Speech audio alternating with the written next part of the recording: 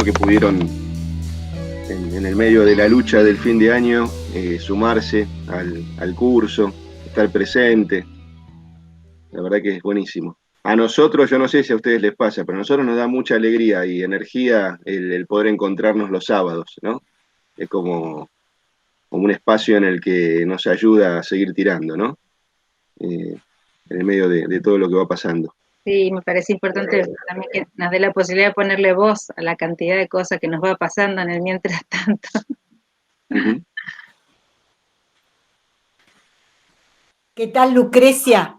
Ayer estuvimos en el primer encuentro Sí, del doctorado. sí, te vi ahí, pero qué alegría compartir más espacio. Bueno, fue Le estaba comentando a mis compañeros que a mí me había tocado evaluar tu anteproyecto. ¡Ay, pero mirá! Todavía no te conocía porque eso fue creo que en agosto, septiembre, no me acuerdo bien. Y me encantó porque por la propuesta y de los 10 trabajos que yo tuve que evaluar, el único que refería a educación rural era el tuyo, entonces lo recomendé especialmente. Y la ¡Ay, verdad, pero qué bueno! pero me había olvidado, ¿viste? Porque como eran tantos trabajos, y ayer cuando te vi, ¡ay, pero esta es mi Lucrecia! Nos teníamos que encontrar, por lo visto. Así estaba marcado, ¿no? Qué bueno, bueno, me alegra mucho. Vino muy bien lo de Nacho Rivas, porque es Sí, como la contracara de lo que estamos viendo nosotros acá, ¿no? tal cual, sí, sí. Fue un gusto, sí, la verdad que, bueno, cuando así te encontrás con las, no casualidades, sino coincidencias del camino, está bueno. Así que me Claro, alegro un montón. sí, sí, Sí, sí, mi corazón está en la ruralidad, obviamente mi trabajo iba a ser por ahí. claro, Qué bueno, qué así es. lindo verte, bueno. Así que nos vamos a seguir acompañando, entonces, vamos a seguir. Sí, sí.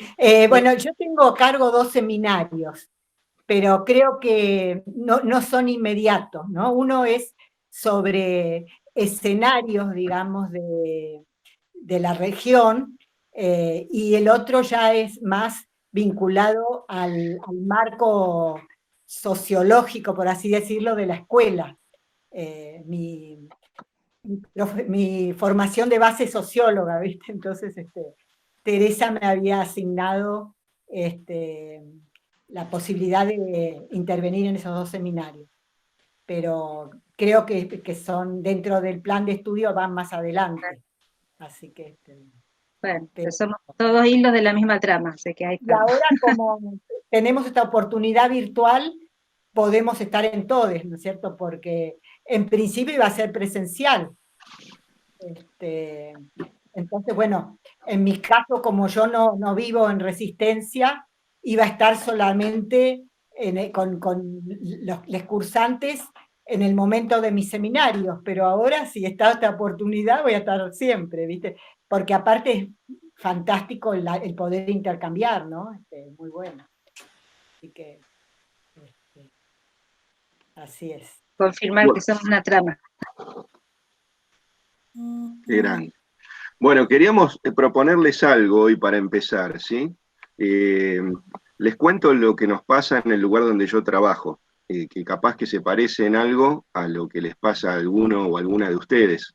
En esta etapa del año, y durante muchos años, no solamente este año que está la pandemia, viene un momento como de agobio, de cansancio, de estrés, y también a veces notamos como que estuviéramos mirando el almanaque para ver cuándo llega el fin de semana, cuándo hay un fin de semana largo, y eso nos da alguna pista como que pareciera que la vida pasa por otro lado, ¿no? Que nosotros estamos yendo a hacer algo que no se une con nuestro proyecto de vida, algo que no nos agradara, algo que realmente lo hacemos de modo forzado, y que no vemos la hora de irnos de ese lugar, ¿sí? Entonces, entre los que trabajamos en la escuela se nos ocurrió pensar eso, ¿por qué nos estaba pasando? ¿Por qué no podíamos hacer que lo que pasa dentro de la escuela sea algo que nos haga bien a todos, que se una con nuestros proyectos, que nuestros proyectos puedan hilvanarse y entretejerse y formar un proyecto más comunitario? Y empezamos a generar espacios de ese tipo.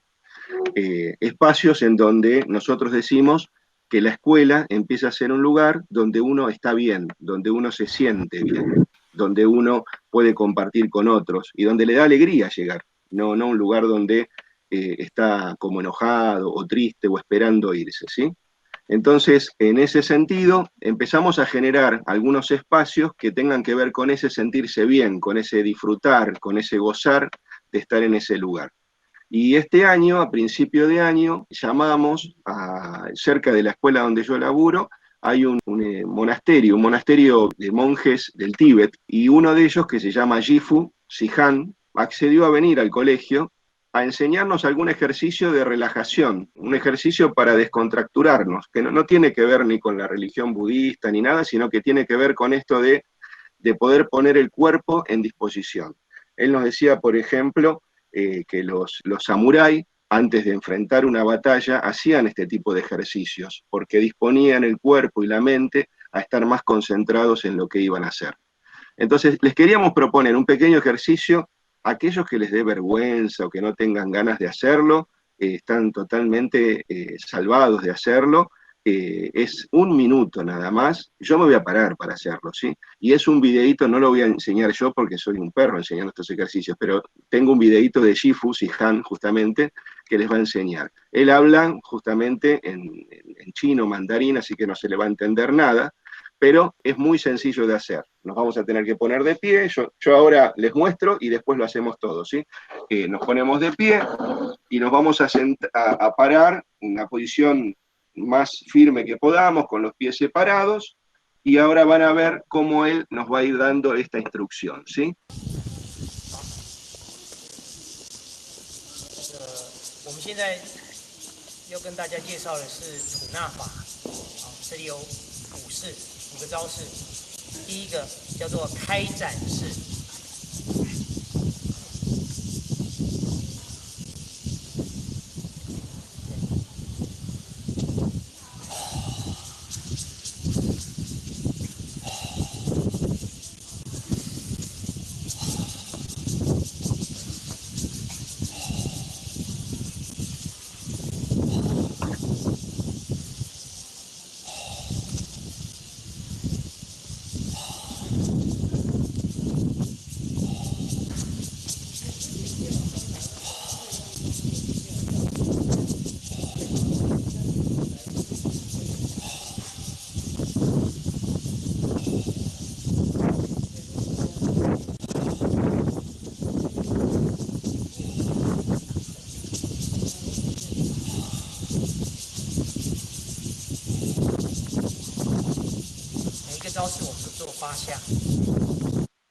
Bueno.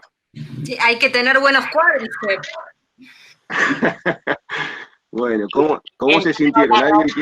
¿Alguien quiere compartir que lo hizo, cómo se sintió, cómo se siente ahora? Me falta un poquito más de este tipo de ejercicio porque no sentí prácticamente nada. El estrés me parece que está full.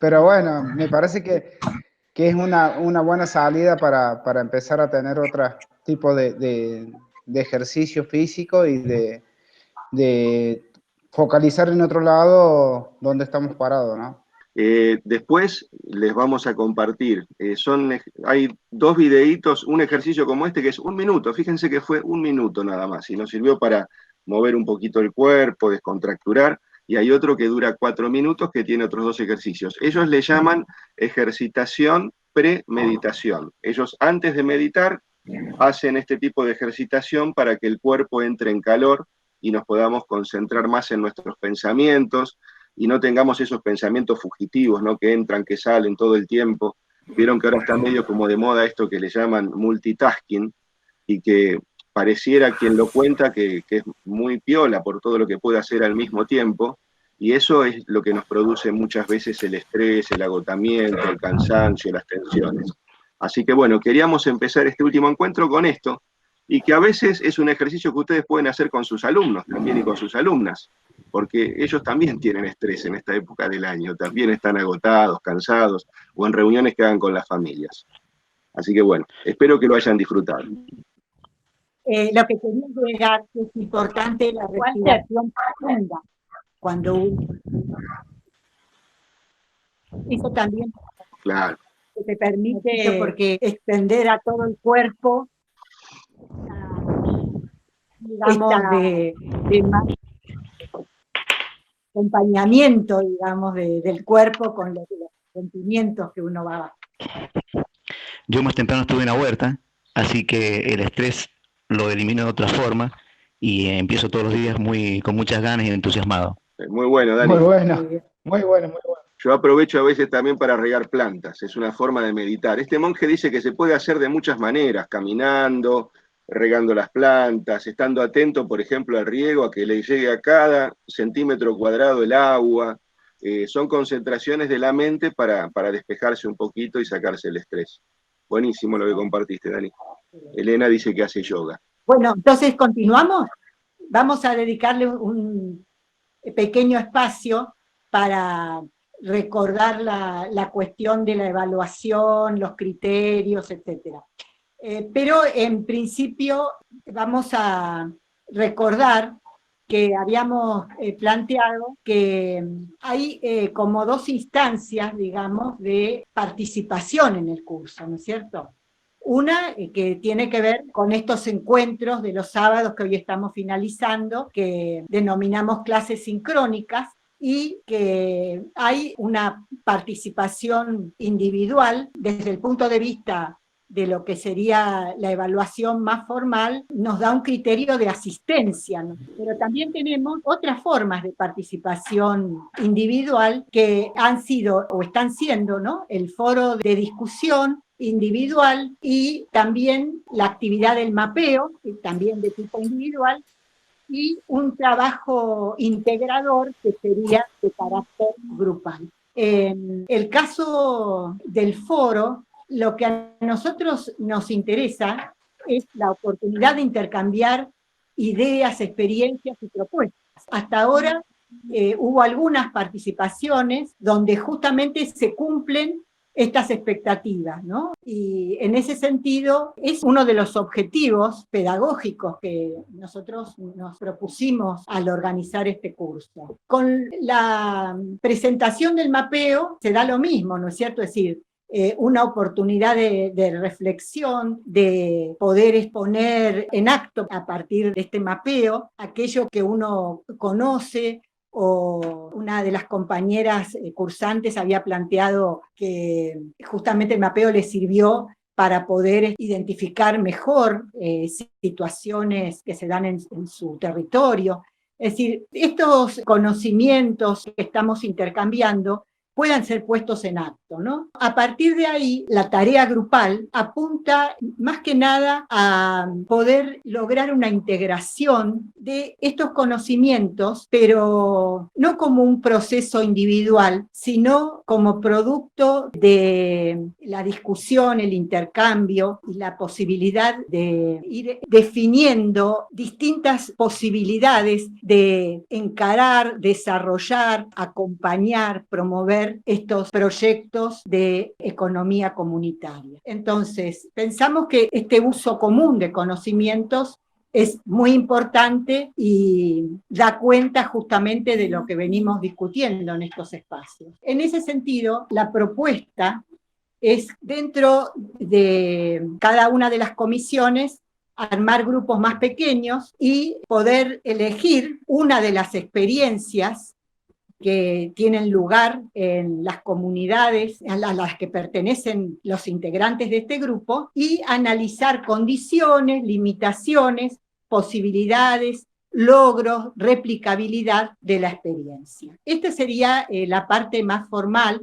Después Walter va a compartir con todos las fechas para cumplimiento de estas tareas. Evidentemente, la evaluación en el marco de la autogestión pedagógica tiene características muy especiales, ¿no es cierto? Porque no es algo que hace un tercero desde afuera, sino que es un componente indisoluble del propio proceso de desarrollo del conocimiento, de la enseñanza, y de la posibilidad efectiva de apropiarse de estos conocimientos. En este caso, por ejemplo, el sentido justamente que nosotros le damos a la tarea grupal es que el propio grupo, en la práctica de esta actividad, alcanza a poder discernir o poder problematizar en qué medida está construyendo conocimientos propios. Esto es lo que a nosotros nos interesa y en qué medida también puede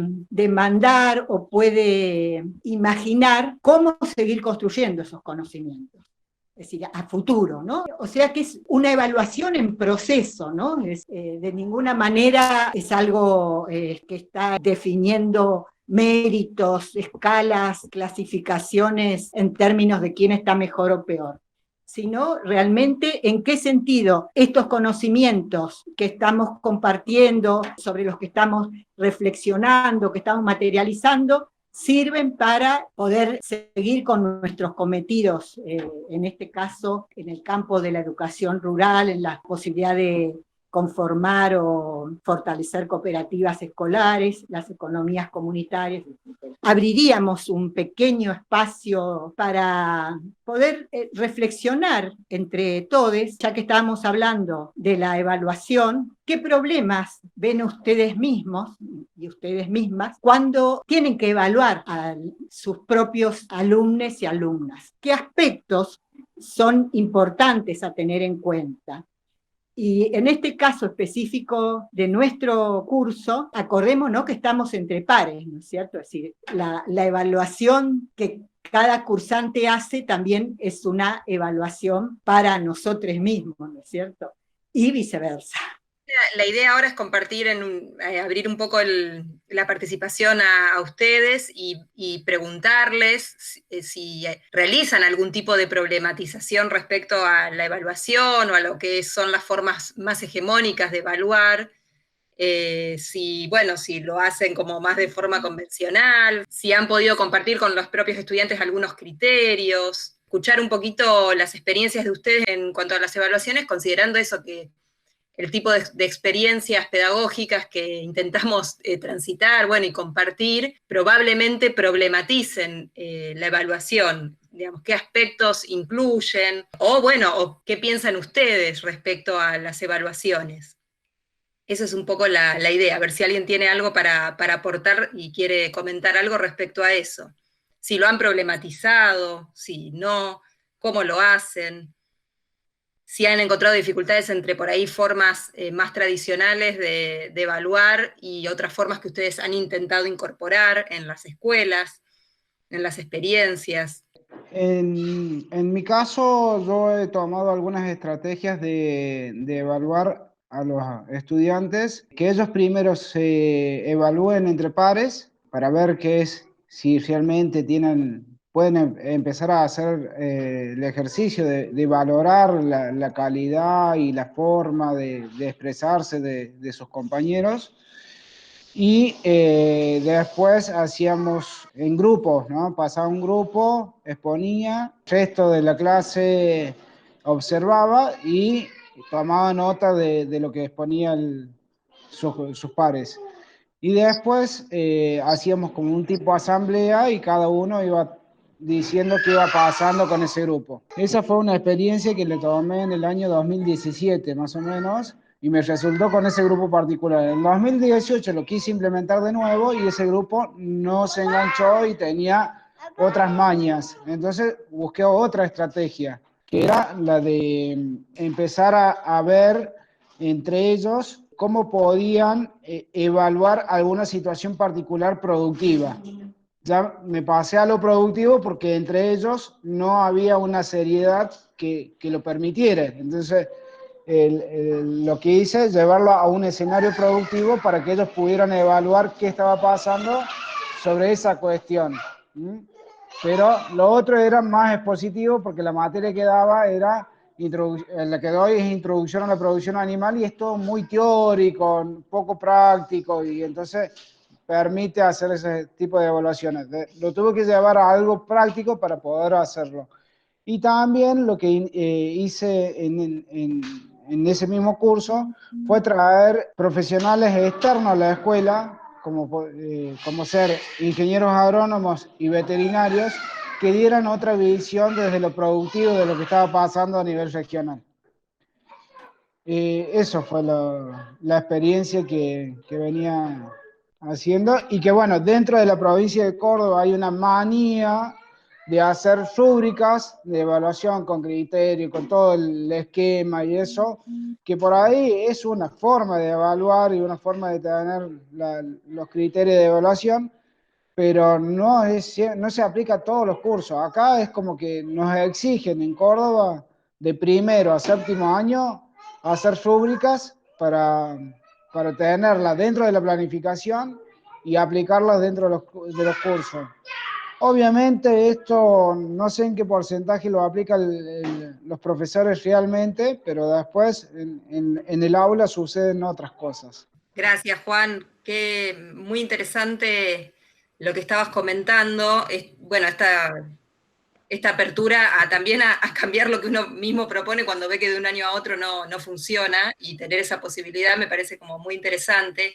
Y cuando comentabas lo de la evaluación entre pares y las evaluaciones grupales, también, bueno, a nosotros por ahí nos pasó en algunas experiencias que cuando uno abre también la participación sobre todo con niños más chiquitos, niños y niñas, a veces suelen ser muy crueles con sus pares, más que tal vez, los propios docentes, ¿no? No sé, me acordé de algunas situaciones en las que hemos trabajado con niños y niñas y hemos intentado también esto, la apertura a la opinión respecto al trabajo de otro compañero o compañera, y a veces salen cosas que, bueno, uno tiene que de alguna forma reorientar, porque, bueno, los niños a veces son, bueno, eso, a veces como muy determinantes con algunas cosas, ¿no?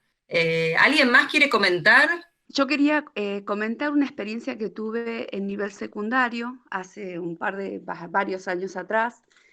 Yo en ese momento daba ciencias sociales y, bueno, era suplente, entonces llegué al salón y el grupo estaba bastante ansioso con aprobar la materia, ¿no?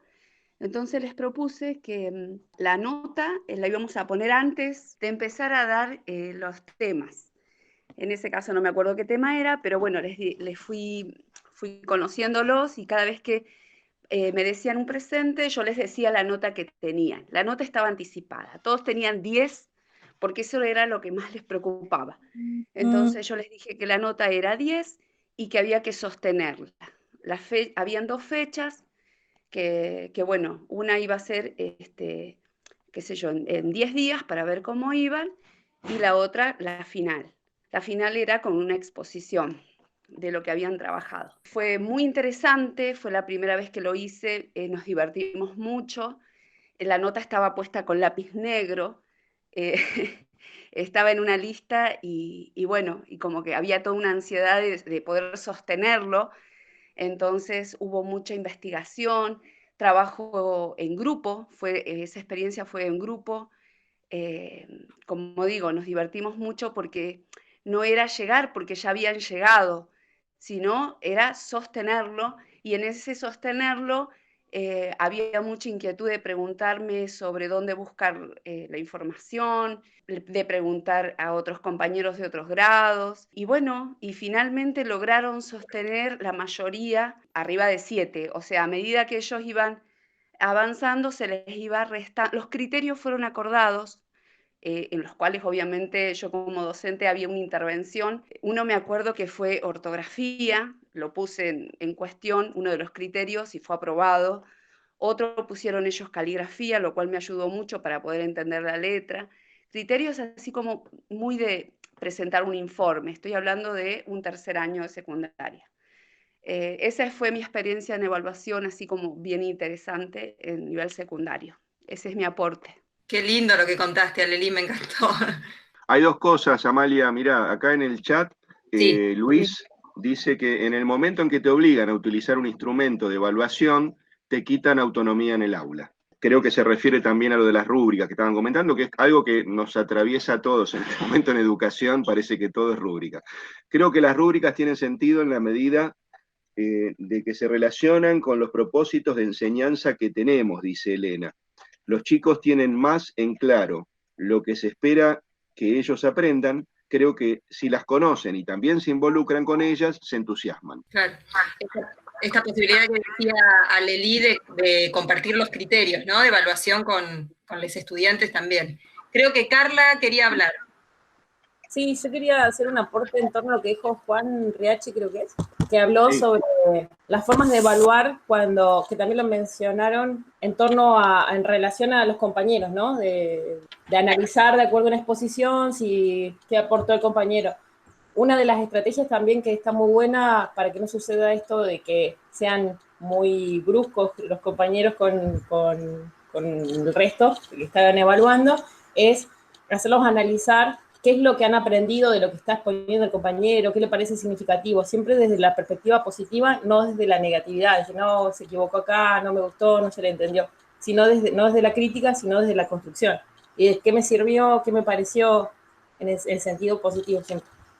Y después, en torno a las rúbricas, me parece de que son interesantes cuando se pueden utilizar y se construyen de una manera también genuina. En el momento de que uno planifica una actividad, trata de colocar ahí cuál es el propósito, a lo que quiere llegar, y lo hace público junto con los estudiantes, y lo puede explicar, y sirven como guía para que sepan cuál es su proceso y de qué manera, en qué punto están. Similar a lo que por ahí compartió la compañera recién, me pareció súper interesante esto de ponerle una nota excelente, ¿no? Un 10, y que ya saben más o menos cuál es el 10 y cómo bajarían puntos. Eso cuando una rúbrica está bien desarrollada, que hay diferentes formas de rúbrica y que nos da la posibilidad de que las podemos construir nosotros. Eso es lo interesante, nosotros, ¿no? De acuerdo a las actividades que propongamos. Que si bien está un poco impuesto últimamente, pero es súper importante el momento de retroalimentar, porque nos permite a nosotros que los chicos y las chicas no tengan que desaprobar, sino ya saben qué deberían corregir,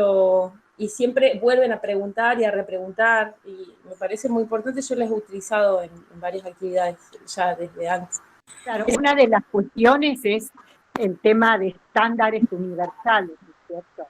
Versus la posibilidad efectiva de esto que comentábamos la otra vez, de la enseñanza como un proceso situado, ¿no? Es decir, donde no podemos tener ni criterios ni estándares generales para todo el mundo, ¿no? Y otra cuestión también es la sensación de castigo, ¿no? Salí mal, ¿no? Creo que a todos nos pasó eso.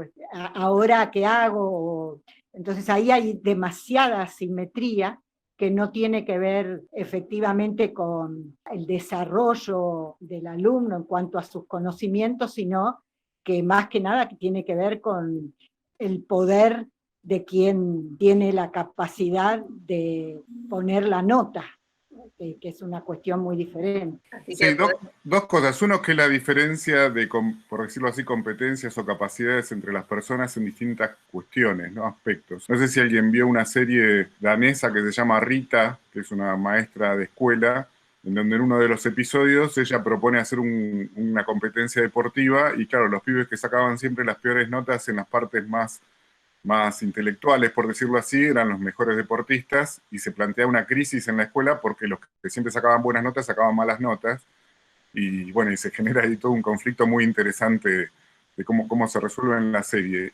Pero la otra cuestión también me parece que es interesante pensar la calificación individual versus la calificación como grupo, como equipo, ¿no? O sea, hay toda una cuestión que tiene que ver con esto que estamos encarando nosotros, que es la educación cooperativa, que es que muchas veces se plantean hacer actividades grupales, pero no hay una especie de acompañamiento al trabajo en grupo. Es como que los pibes automáticamente van a saber cómo trabajar en grupo, y muchas veces al interior de los grupos, yo como padre soy testigo y me he peleado mucho con varios docentes por eso, cuando se arman los grupos, hay algunos que trabajan, otros que no trabajan, no está claro cuál es la división de tareas o qué se hace en conjunto, cómo se toman las decisiones, se empieza a delegar la tarea a algunos y los otros nada, no aportan. Y todo eso me parece que es importante para este tema de lo cooperativo. O sea, cómo se establece también no solamente un puntaje, una calificación individual, sino también actitudes que tienen que ver con la solidaridad y con el trabajo con otros, ¿no? Hay un comentario de Marcela también, dice: yo creo que la evaluación es necesaria, nos da la media. Éxito o fracaso de nuestro trabajo, creo que desde ahí se debería partir, y los alumnos y familias deben saberlo.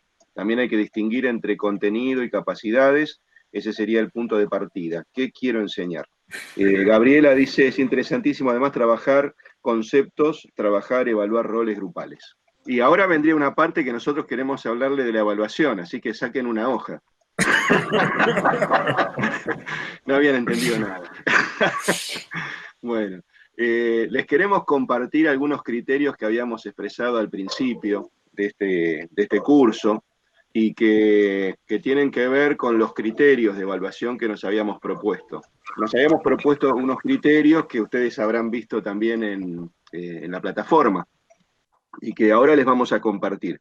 Pero a partir de esos criterios y del transcurrir del curso y del intercambio con ustedes, nos pareció que era necesario acordar algunas fechas en función de realmente disfrutar, ¿no? De esto que hablábamos al principio, disfrutar de esto que estamos haciendo y no vivirlo como una carga, como una presión, como algo que nos oprime y nos agobia, sino como algo que podemos disfrutar y que nos ayuda a seguir creciendo, a seguir compartiendo. Ahí tenemos, vamos a leer rápidamente esto porque, bueno, es información que ustedes ya tienen. La información general del curso que comprende encuentros presenciales y tareas a realizar por los cursantes, individuales y en grupo. Pondremos en funcionamiento una plataforma que es la que ustedes ya conocen, la Clementina, y hay aulas plenarias y la comisión de cada uno. Para realizar las tareas habilitarán 3 comisiones de 20 cursantes. Toda esta es información que ya teníamos, ¿sí? Dentro de cada comisión, en base a un acuerdo entre sus integrantes, se armarán 4 pequeños grupos colaborativos, compuestos cada uno por 5 cursantes. Yo me quiero detener un poco en esto, porque esto tiene que ver con el trabajo que viene ahora, que es que ustedes puedan realizar el trabajo final. Y en esto, bueno, hemos tenido algunas bajas en el camino, por distintos motivos, por la altura del año, porque les pareció muy intenso el curso, porque tuvieron problemas de conexión, etcétera, etcétera. Pero nos parece que está bueno darnos un tiempo y que ustedes puedan hacer este trabajo final, y que puedan formar grupo, quizá con personas más cercanas. Para eso tendríamos que tratar de charlarlo a través de las distintas comisiones, a ver quiénes están participando realmente y qué grupos podemos formalizar. Esto también era algo que ya les habíamos dado, ¿sí? Las formas de participación del excursante son las 4 clases sincrónicas, que hoy sería la última, la participación en los foros de discusión, que se habilitan en la segunda y tercera semana de las comisiones, y bueno, los temas de debate que son propuestos por los docentes, cada intervención, bueno, cuestiones prácticas esto, ¿sí? Están las fechas del foro 1, del foro 2, y distintas cuestiones. Esto se los vamos a mandar también, esta presentación, pero ustedes lo tienen en el aula virtual. Y acá viene lo que queríamos hablar, ¿sí? Criterios de evaluación de les cursantes. Participación individual, haber asistido a los encuentros sincrónicos y haber intervenido en los foros. Producción grupal de un documento, textos, imágenes, audios correspondientes a la tarea procesual. Para realizar esta tarea común, cada grupo discute sobre experiencias que hayan vivido o conozcan sus integrantes. En realidad se dio más la discusión a través de estos encuentros sincrónicos que a través de los foros, pero nos pareció que era bueno también, ¿sí? En base a ese análisis, formula una propuesta que tenía que ver con el mapeo que se propuso desde los primeros encuentros, que pueda llevarse a cabo en determinado lugar y tiempo. Durante, dice, la semana posterior al segundo encuentro, cada grupo enviará una descripción del caso que trabajará, cuya extensión no exceda una página. Bueno, esto es lo que nos habíamos propuesto, ¿sí? Y en el medio, como decía un filósofo, pasaron cosas, ¿no? Bueno. Fechas para agendar en lo inmediato. A ver, vamos a ver si estas fechas para ustedes también son posibles, porque nos gustaría que ustedes que estuvieron cursando y que saben del trabajo que están teniendo y de las dificultades, nos digan, estas fechas son posibles, porque si no, bueno, podemos llegar a hacer un movimiento en estas fechas.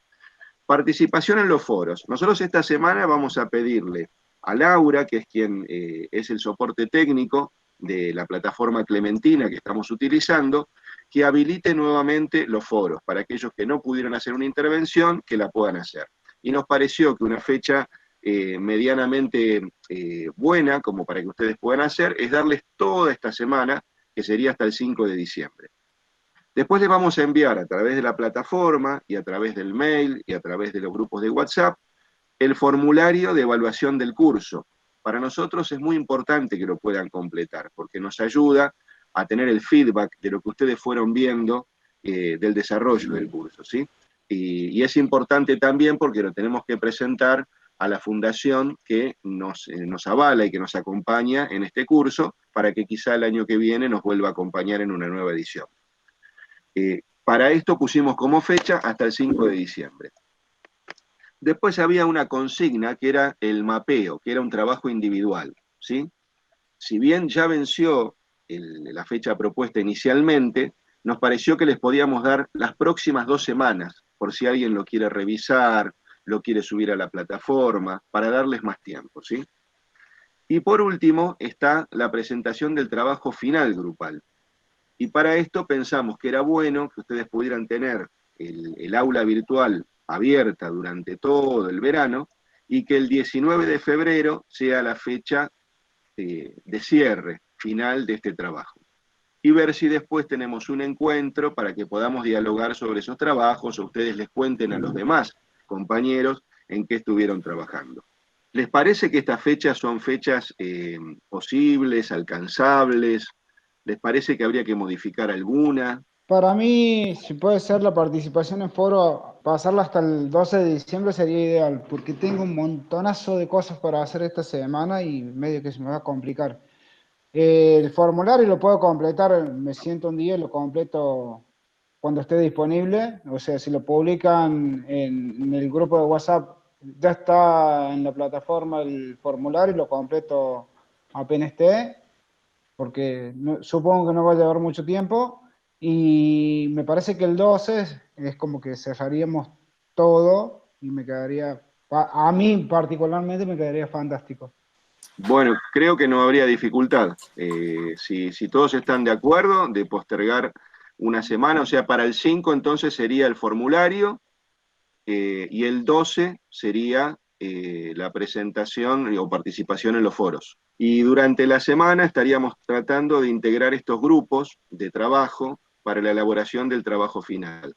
Ahí ustedes tendrían que entrar en contacto, interactuar, armar algún documento colaborativo por Drive para poder editarlo entre todos los que participen de ese grupo de trabajo, y seguramente los vamos a ir acompañando, ¿no?, en la consigna y en la construcción de este trabajo.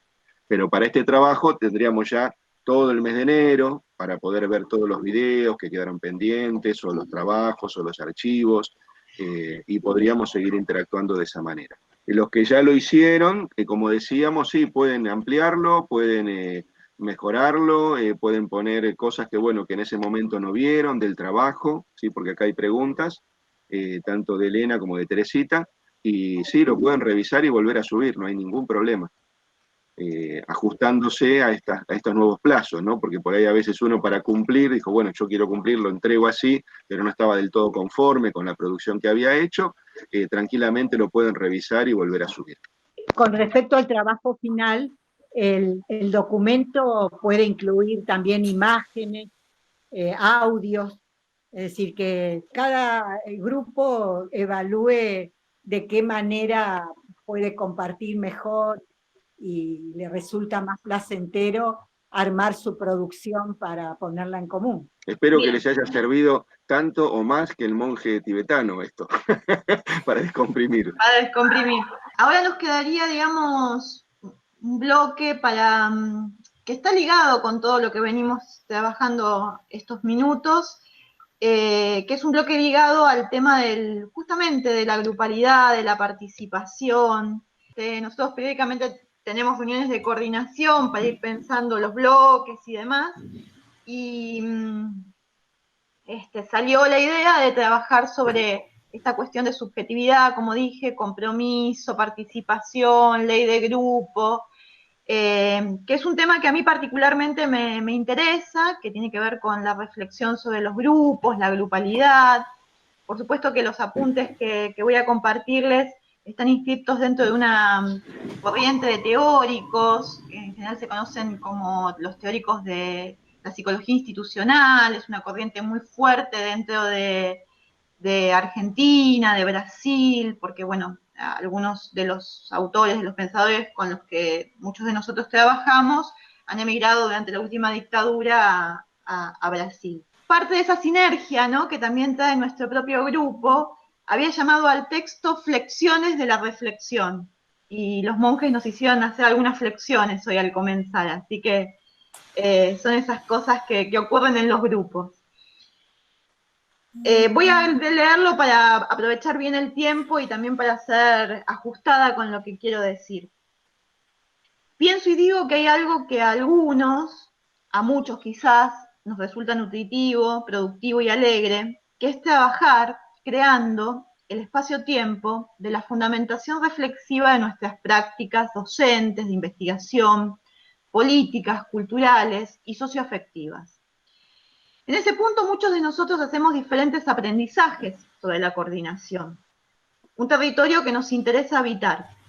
Es todo un proceso de maduración, a veces silencioso, y otras veces con alborotadas voces y gestualidades. Pienso ese lugar como un territorio donde es valorada la expansión expresiva, la libertad del cuerpo, pero donde también ocurre la ley del grupo. Y justo en ese nudo, me parece que estamos ante un punto tensionante, de incomodidad, de inconformidad. ¿Cómo ligarnos a esa ley? ¿Qué ley es esa, la del grupo? Me resultaba una ley de creación donde hay convivencia para los acuerdos, los soportes, las entregas, los recibidos, y también de conversación, para que no sea ley moral, ley superyoica, ¿no? De patriarca fantasmático. El grupo produce desde y en medio de una tensión una subjetividad, que es esa subjetividad en grupo, de grupo, con identificaciones por un lado, pero también abriendo a otras posibilidades. Cada cual viene a interrogarse por su propio mundo, cada cual trae su propio mundo, cada cual descubre el mundo donde están los otros mundos. La dimensión de lo grupal permite despliegues que son multiplicaciones, elaboraciones sobre lo mismo, pero diferentes, reelaboraciones, en otros momentos y en otros lugares, que incluyen operaciones tales como el tomar, el copiar, el usar, el distorsionar, el confundir, el variar, el adecuar. Y ahí no sé si nos sirve tanto la idea de aplicar. Aplicar me trae a la representación de una práctica algo gastada para el aprendizaje. Aplicar bien, como el que aprende bien. Nos retorna a un principio de autoridad, a un deseo de autoridad, que me gustaría invitarnos a reemplazar o derivar en un deseo de convalidaciones mutuas. Cuestionarnos para autorizarnos. Sin faro. Confianza en el rodeo y las derivas. Escapar del encierro del modelo y del método, aunque sea por un rato. Fugarse del rendir cuentas para apropiarse de aquello que, habiendo sido puesto a disposición, tiene valor de uso para cada realidad, para cada mundo de sentido, para cada estilo. Inaugurar cada vez, con ese ánimo festivo, algo del orden de una invención. Un posible situacionismo, una experimentación posible. Finalmente, lo único que estoy intentando decir es qué significa pensar. Y desde luego postular casi una obviedad entre nosotros. Que pensar siempre es con otros, a través de otros, a partir de otros, contra otros. Encontrar la historia en el presente y desde allí imaginar otras posibilidades. Otras posibilidades que me gustaría llamar otras tendencias que habilitan este espacio de lo grupal. Y voy a citar algunas que son como hilachas de un pensamiento, ¿no? Tendencia a recomponer y diversificar las prácticas, hacer malabares con nuestras convicciones para que estén en movimiento y en movimientos. Tendencia a lo público, en todas sus acepciones, implicación social y política. Posición respecto del derecho social, necesario por el derecho a necesitarlo, no por lo determinante. Tendencia a pensarnos como trabajadores, como actores productivos, con conocimientos y con saberes que intervienen en el campo social. Recomponer la idea de trabajo colectivo y de espacio de trabajo colectivos. Tendencia a detectar articulaciones prácticas entre educación y otras dimensiones de la experiencia social, ampliar el campo de perspectivas y desafiar la repetición. Tendencia a desacomodar los obstáculos, los cansancios, los padecimientos, las quejas, correrlos del lugar y hacer el inventario de la felicidad. Tendencia a desafiar el poder, mediante la crítica de las verdades consumadas y consumidas en nuestro histórico social, en nuestra época. Tendencia al bienestar y a la justicia, cuando el individualismo es el principio fundamental del malestar de las culturas. Recomponer las ideas de solidaridad, de compartir, de lo común. Tendencia a moverse, a trazar una huella, a dar, recibir, a hacer una señal, a expandir, a polinizar, a dispersar prácticas e ideas diversas. Y por último, tendencia a advertir que muchas veces perdemos la vista, de esos movimientos de la dispersión, porque nos exceden. Saber que quizás no lo podemos o no lo pudimos registrar. No sabemos cuántos nudos más se pueden agregar a la red, cuántas más conexiones son posibles. Y sin embargo, seguimos anudándonos porque siempre encontramos material para tejer si estamos dispuestos a encontrarlo. Bueno, esto era lo que quería compartir y así le doy la palabra a Lucrecia.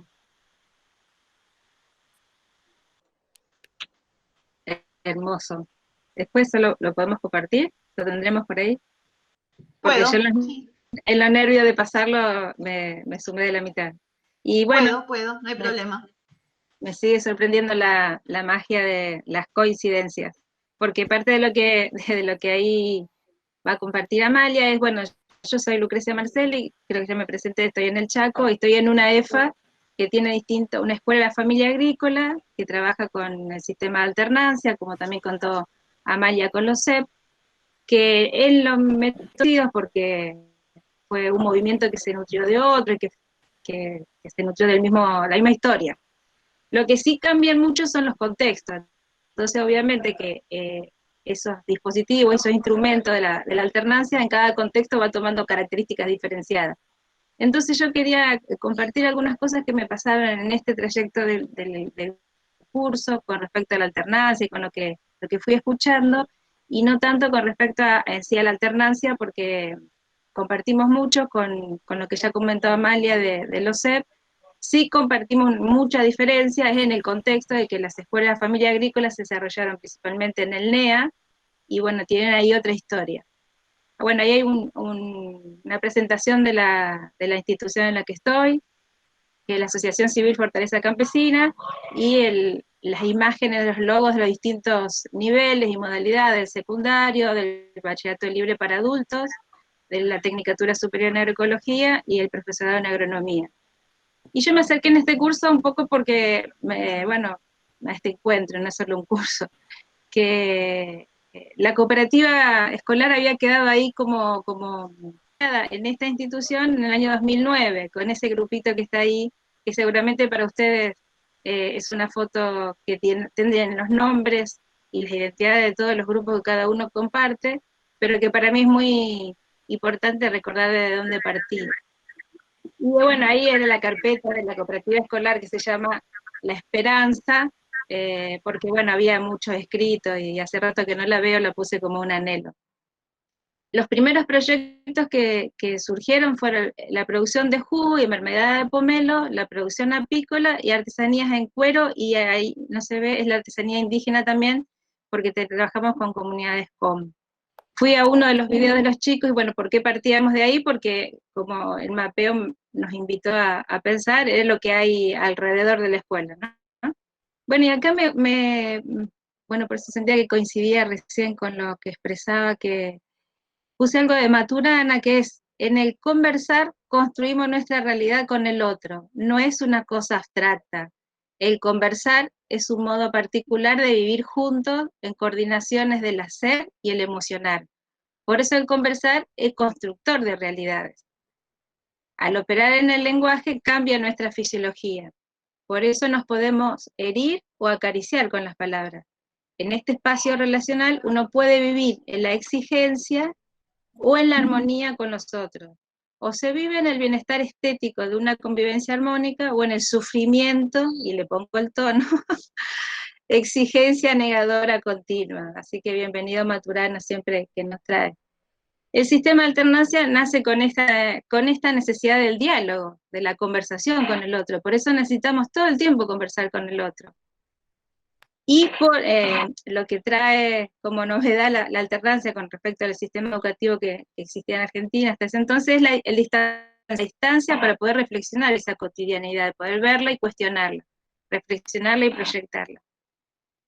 Las EFAS nacieron en Argentina en el 69 a partir de ese sentir, que el liberalismo los borrara del mapa las comunidades campesinas y a la producción familiar y cooperativa. Yo la otra vez le decía que estaba en un momento muy sensible porque estamos conmemorando los 50 años de las ligas agrarias y de esa historia es que surgen las escuelas, las CEF.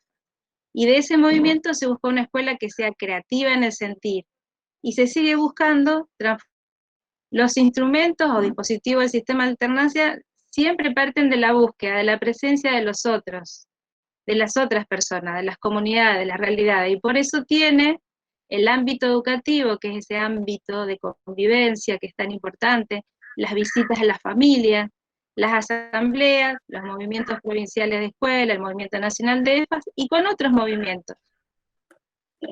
Al ser una propuesta que se sustenta en el diálogo de las personas y su cultura y en el contexto. Por eso lo del mapeo es una estrategia que refuerza y plasma lo que en las EFAS hacemos o intentamos hacer o deberíamos hacer en lo cotidiano. Y acá viene, bueno, una cuestión que lo hice así personal, que es desde mi preocupación en acercarme a este encuentro de pedagogías cooperativas y de la búsqueda de nutrirme con otras miradas para fortalecer las prácticas, me exijo recordarme, así bien, que la participación y la cooperación no son puntos de partida.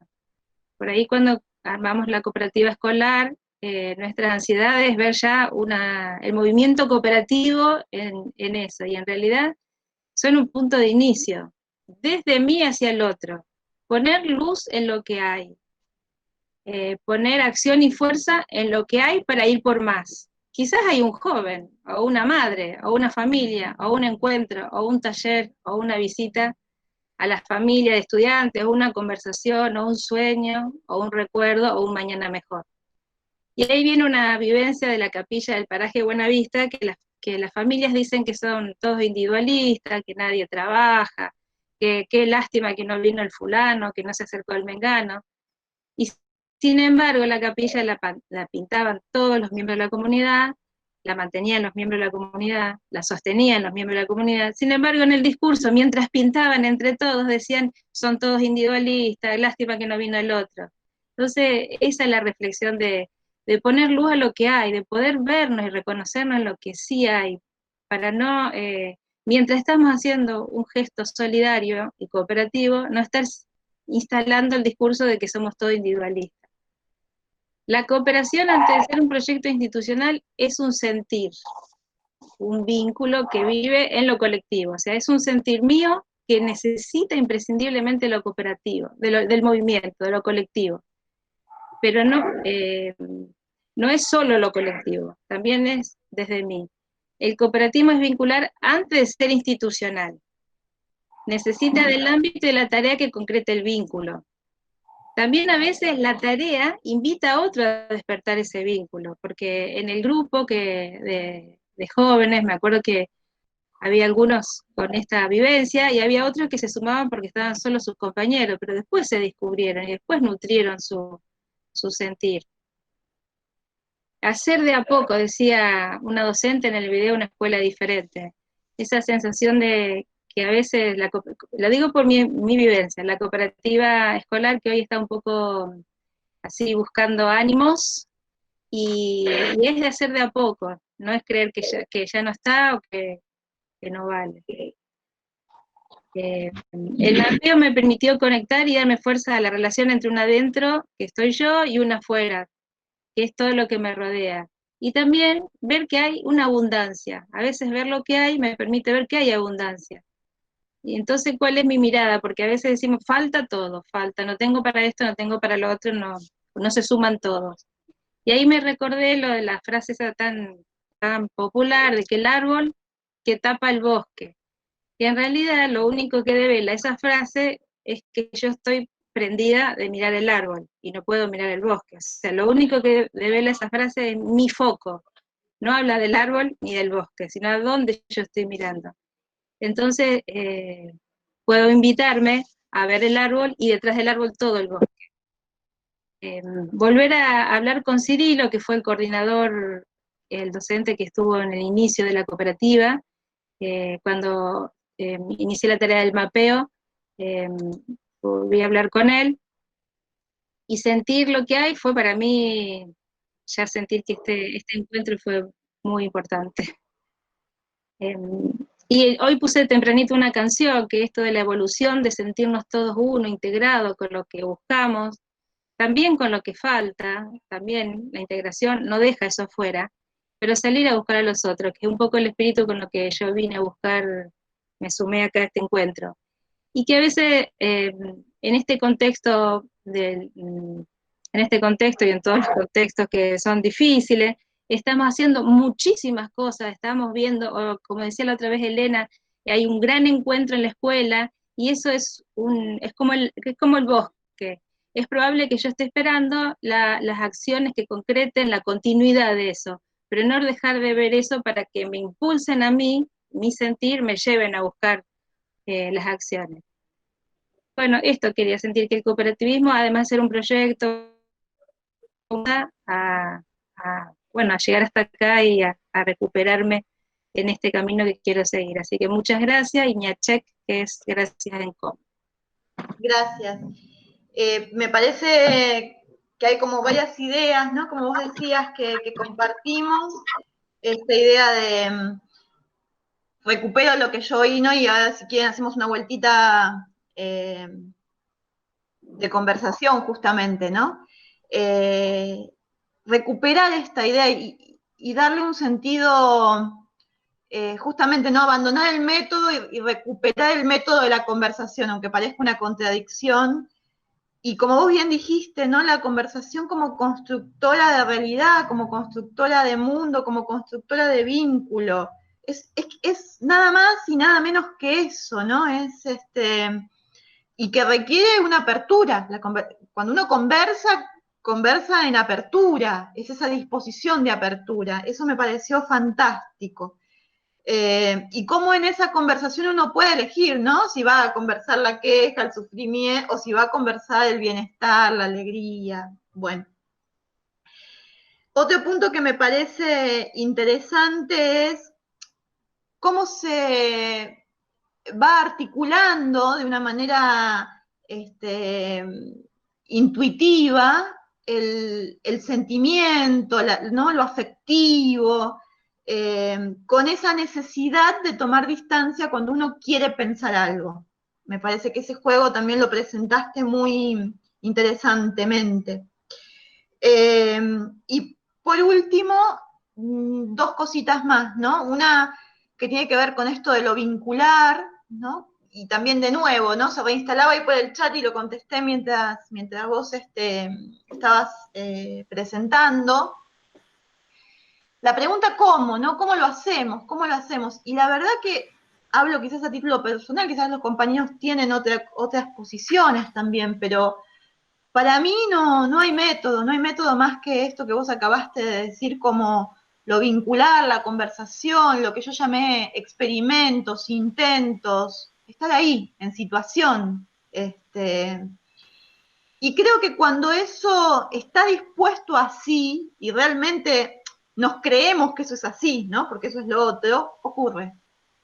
Algo ocurre.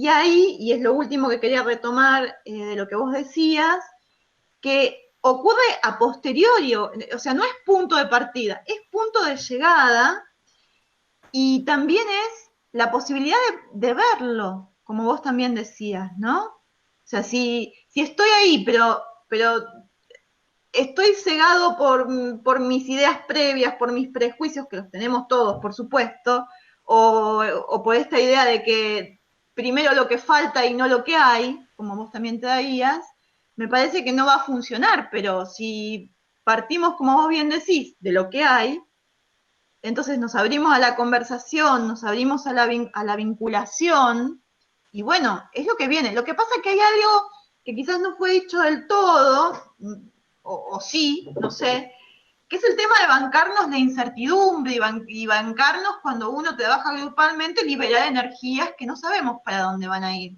pero que nosotros somos parte de eso. Y entonces, bueno, nos las tenemos que ver también con eso.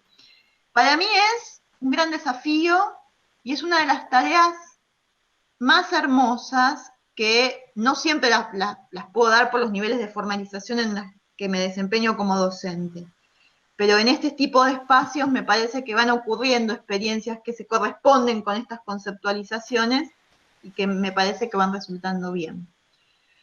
Bueno, no sé si hacemos una ronda de conversación justamente. Quería hacer una unión un poco con la evaluación y esto que el enfoque de Analía con respecto a esto de lo vincular, ¿no? Y me quedo un poco con lo de la palabra, la conversación construye, o podría decir construye o destruye, ¿no? Así de una manera bien extrema. Y bueno, y construye vínculos. Y le sumo a lo que yo comenté que de esa experiencia que tuve con los chicos de secundaria, en el cual la parte de la evaluación era uno a uno, la individual, y hablando, yo en el escritorio con cada uno, donde cada uno decía cómo se había sentido en el trabajo que había hecho, cómo se había sentido con esta experiencia de tener la nota anticipada, qué creía que se merecía de acuerdo a su trabajo, y ese vínculo, en ese conversar, aparecía un conocimiento de ellos hacia mí como persona y al revés. Y eso creaba, abría puertas hacia el próximo tema a trabajar, y hacia otra mirada sobre qué es aprender y qué es enseñar. Así que bueno, un poco uní esto porque me pareció muy importante el tema de poder en lo común y en lo social, la palabra y la conversación. Gracias. Gracias, Aleli. Sí, ¿no? La palabra, cuando decimos la palabra también decimos el malentendido, ¿no? Lo que hay como todo un tiempo que hay que darle a la palabra, para que la palabra se habilite, para poder interpretarla, para poder interrogarla, ¿no? Eso también es algo del orden del cómo se hace, que podemos pensar. Claro, perdón. Y en ese conversar uno a uno, mirándonos a los ojos, en esa relación bidireccional, pero asimétrica, porque uno no deja de ser docente y los chicos no dejan de ser estudiantes, y ellos lo saben y nosotros lo sabemos, pero en ese hablar y en ese vínculo que se hace instantáneo dentro del salón, pero a la vez con una intimidad de me estás escuchando a mí nada más, aparecían situaciones de decir, bueno, no comí ayer, tuve que trabajar y no pude hacerlo, o de ver situaciones de drogadicción, de maltrato, de abuso, o sea, salía todo en eso, ¿no? Y además había que evaluar. Entonces, esto, ¿no? El poder de la palabra, el poder del vínculo, el poder de la humanidad dentro de lo que es un sistema educativo que poco lo ve, ¿no? O sea, estamos en un sistema educativo totalmente jerárquico en el cual cada vez más se pierden estos espacios de humanidad y se demandan números. Gracias. Me invita a pensar lo que acabas de decir, a esta idea de que justamente la conversación desarma un modo del poder, ¿no? Autoritario, jerarquizado. Y si bien es cierto lo que vos decís, ocupamos posiciones distintas, me parece que lo que desdibuja la conversación es este aspecto moralista, ¿no? Y me parece que porque despeja eso, es que empiezan a aparecer otras cosas que están en la situación. Y que un poco como traía Lucrecia, ¿no? ¿Qué vemos? Y a veces las inhabilitamos ver cosas porque estamos utilizando modos de vincularnos que no nos los permiten ver. Y me parece que en esta experiencia que vos traes, Alelí, esa posibilidad de conversar habilitó poder ver otros elementos de la situación que yo creo que son indispensables para pensar la situación educativa, la evaluación, o sea, todo, digo, la situación educativa, incluyendo la evaluación, ¿no? Porque eso está atravesando todo momento. Yo quería aportar en este sentido de que la autoridad docente no pasa por el autoritarismo, sino que por construir ese vínculo, construir el entorno y sobre todo anticiparse a las emociones de los estudiantes, que es difícil a veces cuando las aulas son demasiado grandes, ¿no? Y que hay muchos, pero siempre esto de tener en cuenta la trayectoria de cada uno y de cada estudiante que se sienta visto, es donde se construye el vínculo. Y después, bueno, vuelvo a resaltar esto, ¿no? De la evaluación, empezar a pensar en la evaluación como una forma de enseñanza, no como una forma de acreditar contenidos, sino como una forma más de una oportunidad de enseñar. Y de que está permitido equivocarse, y que equivocarse es normal y que de hecho construye. Está bueno también.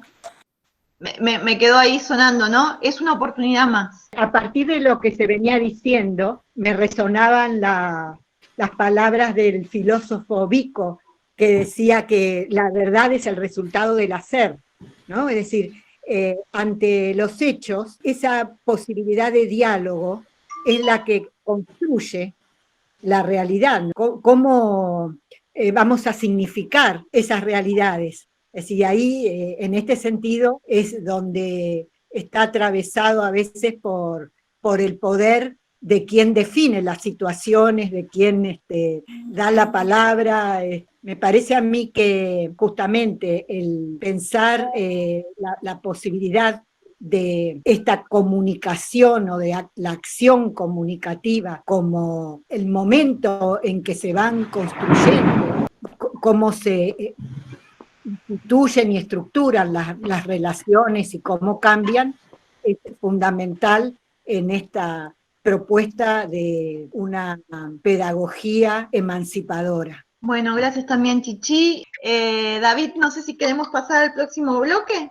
Bueno, ganas? sí, igual se enlaza bastante bien con esto que estamos hablando, lo que vamos a trabajar. Nosotros vamos a trabajar este bloquecito último sobre el tema del dispositivo de la cooperativa escolar como institución, organización dentro de la escuela, ¿no? Les habíamos pedido que vean el video una escuela diferente, que no sé si lo pudieron ver. Un poco la idea era trabajar con ese caso como ejemplo, no necesariamente en todo repetir, digamos, el ejemplo sino poder discutir algunas cuestiones que aparecen ahí en ese ejemplo, a ver qué otras formas de resolverlas podría haber, digamos, ¿no? No tomarse ese ejemplo como el único posible, ni bueno ni mejor, sino bueno, como un caso que podemos ponerlo en discusión. Yo antes de eso quería volver al tema de la evaluación, ya que estábamos en la evaluación, porque me parece que es un tema interesante como analizador, lo que se llama en el institucionalismo un analizador institucional, o sea, que está expresando la forma de evaluar, ¿no? Nosotros tenemos mucha trayectoria de trabajo con cooperativas de trabajo no escolares, cooperativas de trabajo de trabajadores autogestionados, tanto empresas recuperadas como empresas que se generan de cero como cooperativa por la propia voluntad de algunos que se asocian. En el caso de las recuperadas es más como una condición de necesidad para mantener la fuente de trabajo, no es que elijan muchas veces los trabajadores la forma cooperativa, sino que es casi la única solución que les queda para conservar el trabajo que ya tenían. pero vienen con una matriz jerárquica que tienen que modificar y es más complicado. Pero hay experiencias interesantes porque en definitiva en ese caso se refleja en el salario, en muchas de las experiencias, el tema de la evaluación. O sea, cómo se evalúa el desempeño del trabajador en una cooperativa, que es distinto que en una empresa en relación de dependencia, donde el que evalúa siempre es el supervisor o el gerente o lo que fuera, y como una escala jerárquica que evalúa de arriba para abajo. Y en este caso, no necesariamente. Además de eso, la organización cooperativa, como es democrática, digamos, cada socio tiene un voto, y a su vez evalúa a los dirigentes, con lo cual, si uno se estableciera una evaluación vertical, también esos dirigentes que evalúan pueden ser evaluados en la siguiente asamblea, con lo cual es todo bastante más complejo, ¿no? Pero nosotros tenemos varios casos identificados que venimos acompañando hace 20, incluso 30 años algunos, de muchos cambios en los reglamentos internos acerca de cómo pagar, de cómo el salario se establece, porque no hay un convenio colectivo de trabajo, sino que cada cooperativa fija sus propios criterios de cómo pagar el trabajo, y es algo que si ustedes implementan una cooperativa escolar y hay algún tipo de reconocimiento por el trabajo de los alumnos, es interesante poner en discusión qué se paga y por qué, y cuál es el mérito personal con el que se evalúa, ¿no? Entonces hay casos donde este tipo de sistemas pueden cambiar hasta 6 veces en 3 años, por la dinámica propia del grupo, por cómo cambia el grupo, se incorpora nueva gente o cambia el tipo de trabajo o la ideología interna de qué se prioriza y qué no se prioriza. Me parece esto interesante justamente porque en algunos casos la evaluación no es, como decíamos, jerárquica, sino que hay, por ejemplo, autoevaluaciones. Hay un caso, por ejemplo, muy interesante, la Unión Solidaria de Trabajadores de Wilde, que primero implementaron un sistema de autoevaluación personal con 10 criterios de evaluación, 5 que tenían que ver con el desempeño del trabajo y 5 con la participación en la organización. Por ejemplo, si la persona estaba dispuesta a representar a la cooperativa en ámbitos externos, o estaba dispuesta a capacitarse para cubrir roles de conducción, o participaba activamente en las asambleas, o tenía una actitud proactiva en relación a su trabajo y proponía cambios para mejorar la eficacia, etc. Ahí, después, si quieren, les paso, tienen un manual de cómo implementar el sistema de evaluación y en qué se fijan. Ahora, lo que pasaba es que la gente siempre se autoevaluaba bien, todos se sacaban 10 en la autoevaluación personal. Entonces dijeron, bueno, esto no va así, porque no todos son excelentes, digamos. Entonces implementaron un sistema de evaluación por grupos, por sección. Esa autoevaluación también daba siempre bien, porque nadie quería, como dicen, ponerse la gorra frente a los otros y después ser acusado como que eran críticos. Entonces armaron una instancia paralela a la institución en donde había un representante elegido por las bases de cada sección que se juntaban para evaluar a los compañeros, ¿no? Digo esto no porque sea la mejor solución, sino por cómo la evaluación es esto que decía antes, es un analizador de cómo se evalúa. Y es interesante pensar que además de la evaluación 1 a 1, como comentaba recién la compañera que hacía ella, puede ser interesante ver cómo se pueden armar estrategias de evaluación cruzada entre los compañeros. Porque también eso va generando un clima subjetivo grupal, ¿no? Les voy a pasar un documento donde hay otras formas de evaluación, incluso de organizaciones campesinas, interesantes para ver indicadores que uno puede tomar en cuenta cuando trabaja en este tipo de cuestiones. Alguien decía que interesante el tema de la evaluación grupal. Bueno, uno puede evaluar, yo tenía acá una lista, el tema de la confianza, el tema de los estilos de liderazgo, el tema de la comunicación interna, la organización, la participación. Hay como una serie de indicadores que uno puede tomar y evaluarlos incluso rápidamente, en media hora, con el sistema ese de naipes que yo les comentaba la vez pasada, rojo, amarillo, verde, para ver cómo está en un momento determinado la organización, ¿no? A partir de afirmaciones. Pongamos, recibo información continua desde la conducción acerca de la marcha de la cooperativa. Bueno, yo voto rojo, amarillo, verde. Hay como 50 de estas afirmaciones y uno va votando y simplemente saca la conclusión de cómo está cada una de estas dimensiones dentro de la cooperativa para aplicar un plan de mejora, digamos, ¿no? Esta es una posibilidad, pero me parecía interesante, bueno, ahora empezar con el tema de la asamblea y más que de la asamblea, del dispositivo de la cooperativa. Yo dije la vez pasada, el problema principal que tiene la cooperativa de trabajo es que es una institución dentro de otra institución, y es una institución democrática dentro de una institución jerárquica. esto ya sí, de hecho, genera una especie de tensión. A veces no, depende del estilo también de conducción de la dirección de la escuela y demás, pero en muchos casos sí. Quería primero leer y recomendar, así como está este video, Una escuela diferente, hay un libro que se llama Una escuela posible, de un docente, Hugo Lichtenbein, que si lo pueden conseguir está bueno, porque él lo que hace ahí es relatar 30 años de experiencia de una cooperativa escolar en una escuela acá de Buenos Aires, en Villa Devoto.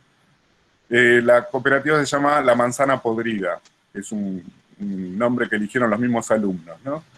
Que también es bastante significativo, digamos, como analizador de esto que decía yo recién de la tensión entre la institución escolar y la cooperativa, ¿no? Y él lo que hace son relatos de asambleas, hay muchos detalles, digamos, de cómo va conduciendo, un poco lo que decíamos antes de los diálogos. Bueno, ¿hay un método o no hay un método, no? Alejandra decía, no hay un método, y por ahí algunas cosas uno puede tener como criterio para que esas asambleas funcionen. Por lo menos escuchar cómo lo hacen otros, no necesariamente copiarlo, pero por ahí sí compartir, y un poco el espacio este que estamos armando a partir del curso, que la idea nuestra es continuarlo con o sea, que no se caiga la red que se está armando y por ahí sumar más docentes y el año que viene repetimos el curso, puede servir para eso, para compartir experiencias de cada uno, o dudas, o preguntas, o cómo lo hace otro, y ir generando algún cierto método, no rígido, no universal, pero bueno, algunas referencias metodológicas que por ahí funcionan. Él, por ejemplo, se planteaba en varios de los relatos estos como la técnica, yo la conocía como la técnica de los 5 porqués, ¿no? O sea, alguien hace una afirmación determinada sobre algo que pasa, y en general la cosa termina en un prejuicio, como se decía antes, ¿no? O sea, hay una carga prejuiciosa a veces de la afirmación, no sé, fulanito no hizo la tarea, hay que castigarlo, ¿no? Se había comprometido a hacer algo y no lo hizo, está mal, afecta a la cooperativa, hay que aplicar un castigo. Entonces él planteaba en general su rol como acompañante de la asamblea era ese, cuestionar y problematizar las afirmaciones. Bueno, ¿por qué no hizo la tarea? ¿Sabemos por qué no hizo la tarea? Preguntémosle, porque por ahí hay una causa.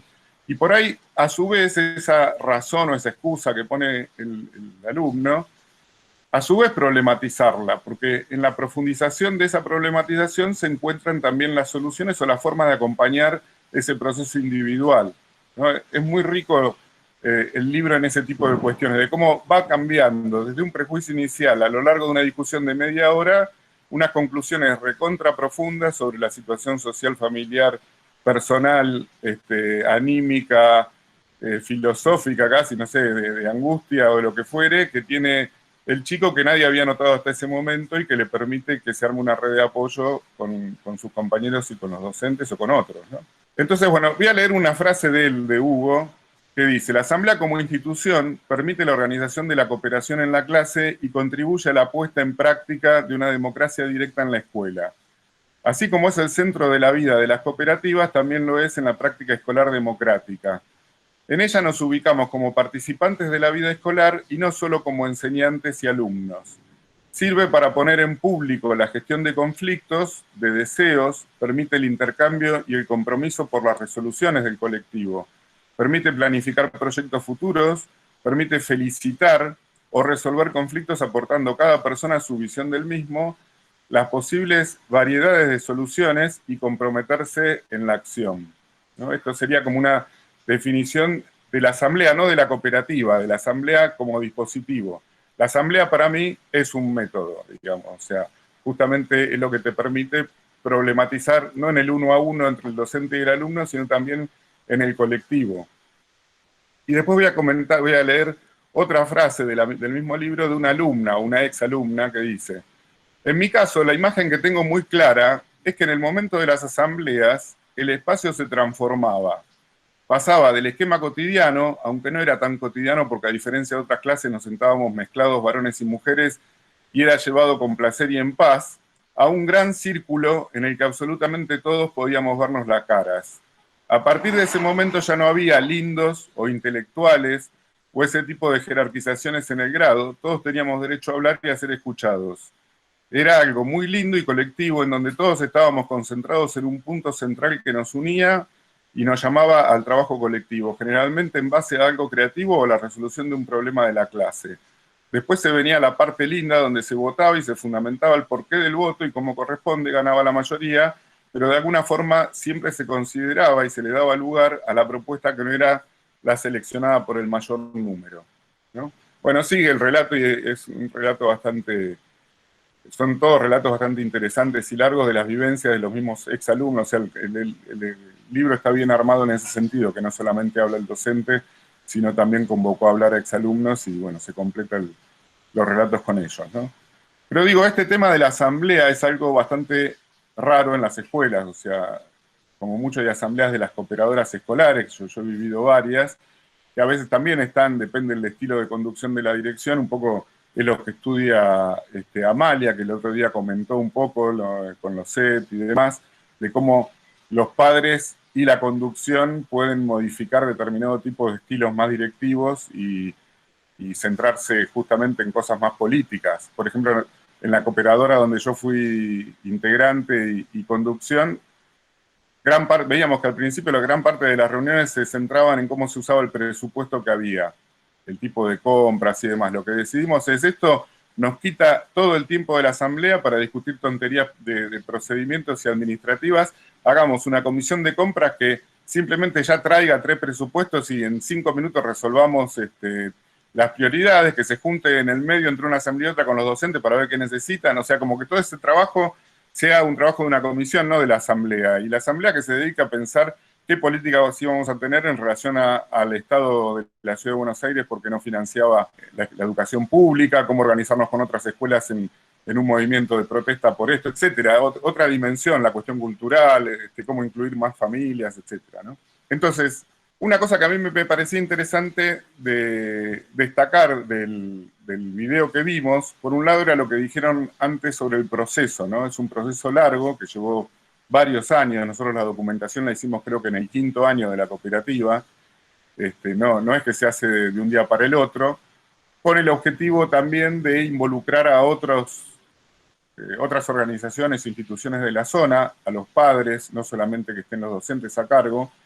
En este caso tuvo mucha participación el INTA, la cooperativa eléctrica, el municipio, la cooperativa de crédito, digamos, diversas organizaciones. Eso por un lado, pero por otro lado, pensar cómo ir integrando las áreas de conocimiento. No sé si ustedes pudieron ver en el video, nosotros acompañamos, ahora subimos a la plataforma como un apunte que acompañaba ese audiovisual en su momento, que me pareció interesante rescatar. Voy a compartir pantalla un segundito para mostrar solamente una página. Acá si ustedes ven, yo lo que hice es rescatar esta página en particular que plantea los contenidos de las distintas materias que se trabajan en la cooperativa Granjeri de Trabajo. O sea, cómo esto pasa a ser un proyecto integrado donde hay distintas materias o contenidos de distintas materias que atraviesan la experiencia de la cooperativa, digamos. No es una cosa aislada, no es solamente meter el tema de cooperativismo, ¿no? Sobre cooperativismo escolar en particular, el tema de la cooperación, la cooperativa, el concepto de cooperar y demás, los símbolos del cooperativismo, principios cooperativos y la organización de una cooperativa. Acá hago un paréntesis y digo, bueno, no sé si les queda claro cómo funciona la cooperativa a partir de ver el video. Básicamente hay 3 instancias, una asamblea que se reúne como mínimo una vez por año, pero que puede ser una reunión más continua, más frecuente. Un consejo de administración, que es como la delegación del poder en un grupo de alumnos, que es el que coordina o administra, digamos, los recursos y lleva el control de las cuentas y demás.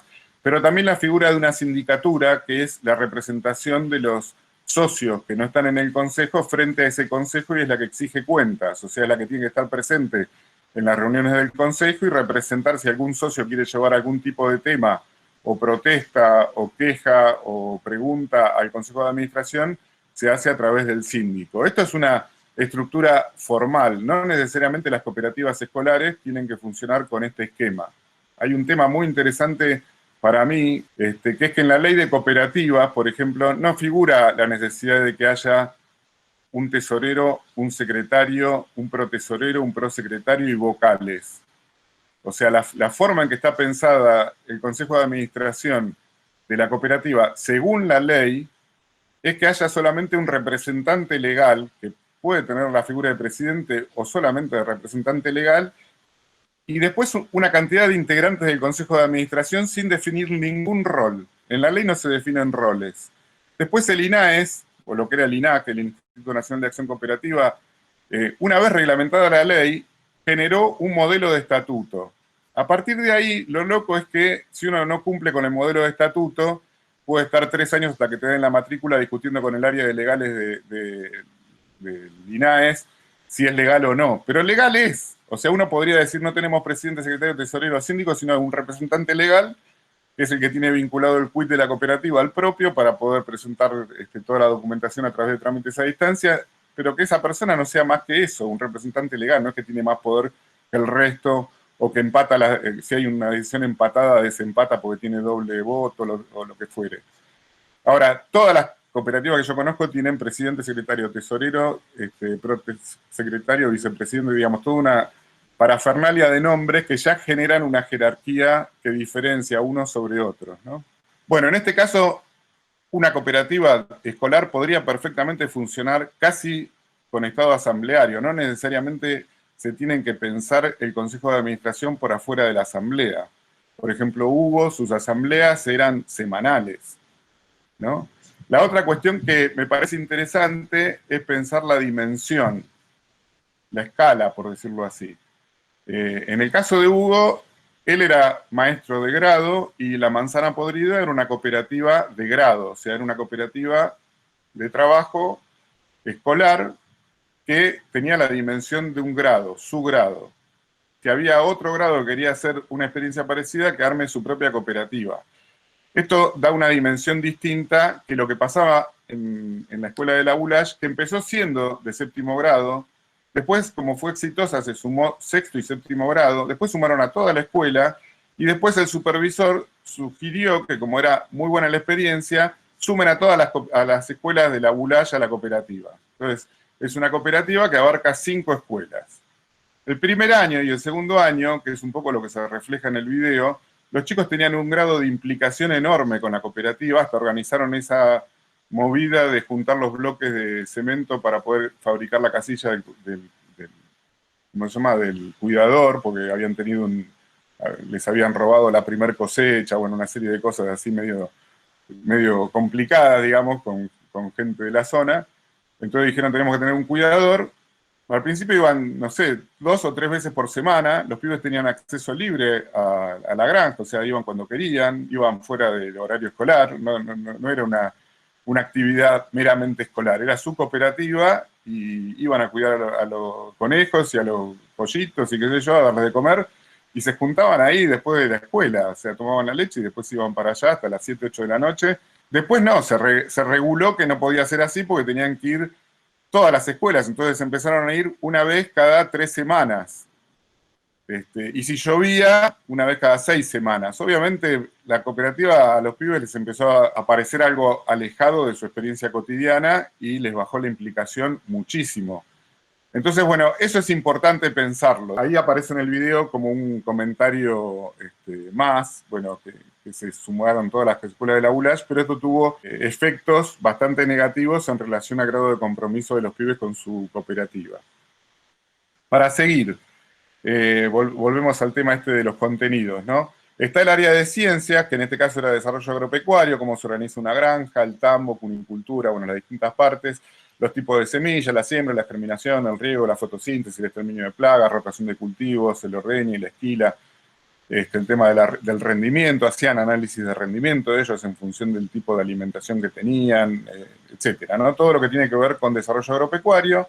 Después el tema del área social, el sistema democrático y la participación, los partidos políticos, la plataforma y campaña electoral, elecciones, padrón, masa electoral, escrutinio. Acá otro comentario del mismo tipo que dije antes. A veces, por forzar el tema de la integración de contenidos, se desvirtúa el espíritu cooperativo, y eso hay que tenerlo también en cuenta, ¿no? O sea, de las cooperativas que yo conozco, que son muchas, en mi paso por este tipo de cuestiones, casi no conozco ninguna cooperativa que, salvo IMPA en un momento de gran conflicto y Gráfica Patricio, digamos, 3, 4 cooperativas que son de muchas personas, son de, no sé, 200 asociados, en general, en ninguna cooperativa se hacen elecciones. O se hacen elecciones, pero son formales porque te lo exige el INAE como una formalidad de la asamblea. O sea, todo el mundo vota porque hay una lista acordada antes de la asamblea de quiénes van a ser los del Consejo de Administración para cumplir la formalidad del mismo organismo de control. Pero es muy raro que se armen, como se plantea en el ejemplo, listas de candidatos con una plataforma electoral y con una campaña electoral previa, ¿no? Digo esto porque a veces uno trata de trasladar lo que sería el esquema de la política partidaria a el funcionamiento de una cooperativa que, como vimos antes, de lo que se trata es de resolver conflictos, no de generarlos, ¿no? De lo poco que yo vi ahí en la ULASH, lo que pasaba era que se daban liderazgos que tenían mucho que ver con el origen de clase de los chicos, porque los que eran elegidos como candidatos a presidentes eran los que tenían familias que tenían más plata y que ofrecían en la campaña electoral animales en donación, por ejemplo, ¿no? Y eran alentados por las familias, que eran las familias de los que manejaban el pueblo en general, a ocupar esos roles como una especie de legado familiar. Bueno, el pibe va a ser el próximo dirigente ruralista del pueblo y presidente de la sociedad rural, más o menos, por decirlo así. Entonces, se empezaba a generar una especie de meritocracia dentro de la cooperativa, que era a lo que uno trata de apuntar de no hacer, de que todo sea lo más democrático posible. Digo esto también para tenerlo como un alerta. Cada decisión que nosotros tomamos sobre el dispositivo tiene sus efectos en la dinámica social e interpersonal entre los alumnos, ¿no? Bueno, sigo, el tema de la aritmética es bastante obvio, ahí se veía cómo incluso los chicos aprendían a hacer inversiones financieras, iban al banco, sacaban su cuenta, sabían lo que era hacer un recibo, una factura, un remito, tenían que hacer el balance, tenían que llevar las cuentas, la contabilidad, tema de los ingresos y egresos, los saldos, no sé, toda la cuestión contable implica una cantidad enorme de operaciones aritméticas, al mismo tiempo en la granja, el cálculo del alimento y de los costos para definir el precio de venta de los productos que se vendían en la puerta de la escuela a la salida. No sé, hay una serie de cuestiones aritméticas que son muy interesantes de trabajar.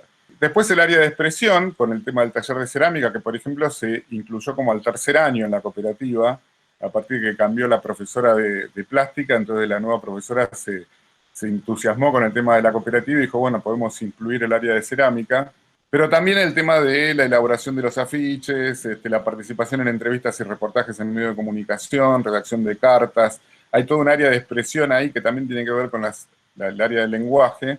Yo creo que lo comenté la vez pasada, en donde los chicos tenían como tarea no redactar una composición banal, sino redactar cartas de pedido de cosas o de reclamos, o estudiarse la ley de contrato de trabajo, estudiarse la ley de cooperativas, estudiar el estatuto, proponer reformas al estatuto. O sea, todo lo que era redacción era muy orientado a la práctica concreta, ¿no? Y en eso es interesante algo que alguien rescató hoy en el grupo de WhatsApp, el tema de cómo uno puede formar dirigentes desde chico. O sea, justamente son capacidades que se desarrollan desde chiquitos. O sea, el tema de poder dirigirse a una asamblea y hablar y expresarse de manera más o menos consistente, más allá de que el lenguaje sea correcto o no, pero poder expresar sus ideas frente a 20, 30 otros compañeros. Bueno, a veces solamente en el aula se plantea desde la lección oral y muy pocas veces el destinatario son los compañeros, sino más bien es el docente. Los otros chicos más bien están viendo si el pibe se equivoca o no para cargarlo o para apoyarlo si son amigos, qué sé yo. Pero me parece interesante poder argumentar frente a otros, no a partir de dar la lección que uno aprendió, sino a partir de lo que uno quiere decir concretamente y poder fundamentar ciertas posiciones frente al colectivo, ¿no? Y después el tema del área laboral, tanto la capacitación laboral como el desarrollo vocacional. En muchos casos los chicos con toda esta experiencia de tener que hacer una gran diversidad de acciones distintas dentro de la cooperativa, bueno, descubren qué es lo que les interesa hacer cuando sean grandes, ¿no? O sea, van eligiendo su vocación. Esto me parecía interesante compartirlo. No sé si alguien quiere comentar algo que le haya surgido ver el video y esto que yo comenté recién, digamos, de las cosas que podrían uno plantearse como para poner en debate. Bueno, yo anoté varias cosas del video, pero voy a tratar de resumir en poquitas palabras lo que me llama la atención o lo que me gustó. Primero, no soy psicólogo, ni sociólogo, ni tengo nada de instrucción en el tema, así que me puedo equivocar en todo lo que digo, pero el video muestra mucho entusiasmo y mucho compromiso de la comunidad. Eso se refleja en la escuela y en los docentes. Y eso se refleja en los chicos. Como que hay todo un espíritu de solidaridad, de compromiso, de ayuda. Si lo paso para el lugar donde estoy yo, a lo mejor es como dice Lucrecia, a lo mejor el árbol no me deja ver el bosque y veo muy pocas cuestiones de estas de solidaridad, pero esto de que en la escuela se forman dirigentes es cierto. Ahora, la escuela es un reflejo de esa comunidad y los docentes también somos un reflejo de esa comunidad. Entonces a lo mejor me parece que es mucho más profundo. Los dirigentes salen de la comunidad y en la escuela se enseña de una forma tal que es el reflejo de esa comunidad. En el caso nuestro, me parece, después de haber hecho el mapeo y de conocer varios ejemplos, me parece que ese espíritu de solidaridad y de trabajo comunitario que ustedes tienen en varios lugares o que muestran, por ejemplo, en el video, hay que rescatarlo, hay que potenciarlo y hay que quererlo mucho. A lo mejor ustedes no lo ven porque lo viven a diario, pero uno cuando ve el video dice, no, esta comunidad pareciera que estuviera comprometido con su destino y se dan cuenta que si no hacen las cosas ellos, el Estado les puede resolver poco. Entonces, la resolución de los problemas pasa por ese grupo y por la comunidad. En cambio acá, me parece que estamos muy dependientes del Estado, tenemos demasiados derechos, pocas obligaciones y estamos a la espera de que otros nos solucionen el problema. Ese espíritu de ayuda mutua, de solidaridad, de ver cómo hacemos para salir juntos, no lo veo. Eso que me muestra así el video, aparte de otras cosas más. Dice, me interesaría escuchar alguna experiencia de cooperativas de servicios porque casi siempre escucho las relacionadas con lo agrícola o ganadero. Además de la gestión que mencionaba más temprano, me pareció muy importante abrir la participación a armar comisiones. ¿Sí? Comento este último. El tema del armado de comisiones es una forma también de lo que llamamos nosotros dispersar el poder. O sea, si uno concentra toda la gestión en un consejo de administración de 7, 8 alumnos, el resto es medio como que solamente tiene participación en las asambleas. Eso va para cualquier tipo de organización, sea cooperativa escolar, cooperadora escolar, cooperativa de producción de servicios, asociación civil o lo que fuere. No sé, nosotros en Incluir tenemos varios dispositivos internos, hay un comité editorial, hay una comisión que está coordinando un proyecto de investigación, hay una comisión de financiamiento, o sea, siempre hay varios espacios donde también uno se puede relacionar con otros de una manera más a escala humana, digamos, no como asamblea general, sino de a 3, 4 o 5 personas, ¿no? En la cooperadora escolar que yo cito, que es mi referencia, éramos en un momento 14 comisiones. Teníamos comisión de mantenimiento, las comisiones que llevábamos adelante juicios al gobierno de la ciudad, que había 3 abogados que metieron 7 amparos contra Macri en su momento y ganamos 6 de los 7. No sé, depende cómo iban surgiendo y las comisiones se desarmaban y se armaban en función de las necesidades, a veces no eran eternas, ¿no? Entonces, bueno, sí, me parece importante esto de pensar la gestión como subgrupos donde se deleguen responsabilidades específicas y se pueda revisar en las asambleas qué hizo cada comisión. Yo quiero hacer una consulta, una pregunta. Sí. ¿Quién hacía la comercialización de los productos que generaban las cooperativas de las escuelas?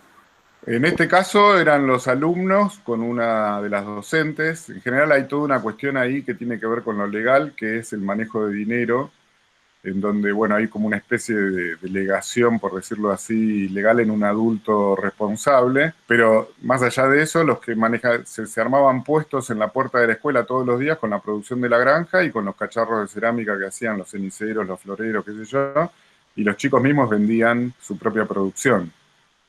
La cajera, por decirlo así, era la docente para no recibir también críticas de la comunidad, etcétera, etcétera. Pero después había ciertos criterios de cómo administrar esos fondos. Eso es algo interesante para problematizar, que no va a dar el tiempo acá, que algo anticipamos la vez pasada, que es este tema del conflicto entre trabajo infantil o lo que se considera trabajo infantil y este tipo de experiencias, ¿no? Pero bueno, ellos tenían un sistema de retribución del trabajo, sobre todo al principio. Después cuando participaban las 5 escuelas, eso medio que se cayó porque no había un aporte real, era más como una experiencia educativa donde iban cada tanto a mirar cómo ordeñar una vaca un rato, entonces ya tampoco había un criterio de aportar trabajo de manera constante y suficiente como individual como para que se justifique una retribución. Pero hay escuelas o cooperativas escolares donde existe una retribución para los alumnos que puede ser en dinero concreto y en muchos casos ayuda a las familias, o puede ser en compras que hagan lo que decían, una cooperativa de servicios junto con la de trabajo genera el dinero y la de servicios ejecuta la compra, una de consumo puede ser, por ejemplo, de, no sé, zapatillas, guardapolvos, o la contratación de un viaje de egresados, o lo que fuera, o libros, material didáctico. O sea, la misma cooperativa con el dinero que va generando ofrece mejores condiciones de estudio a los alumnos o condiciones de vida, depende de cuáles son las necesidades locales. Perfectamente puede haber dos secciones dentro de la cooperativa, una de consumo y otra de trabajo, por ejemplo, ¿no? También puede ser un servicio que no sea necesariamente comprar algo, no sea el consumo, sino que es una biblioteca escolar manejada como una cooperativa de servicios, donde los integrantes, los socios, por ejemplo, aporten una cuota social para la compra de libros y que cada vez la cooperativa pueda ofrecer mejores servicios de biblioteca, o lo que fuere, digamos, es interminable la cantidad de cosas que se pueden hacer desde el cooperativismo. No sé, yo no sé si comenté, pero el tema de las redes de Wi-Fi, por ejemplo, bueno, es algo que podrían encarar. No sé, hay otros servicios que podrían perfectamente brindar. Una radio escolar es una cooperativa de trabajo, pero también brinda un servicio a la comunidad. Digamos, no es trabajo productivo agrícola o ganadero, sino es otro tipo de trabajo que es de comunicación.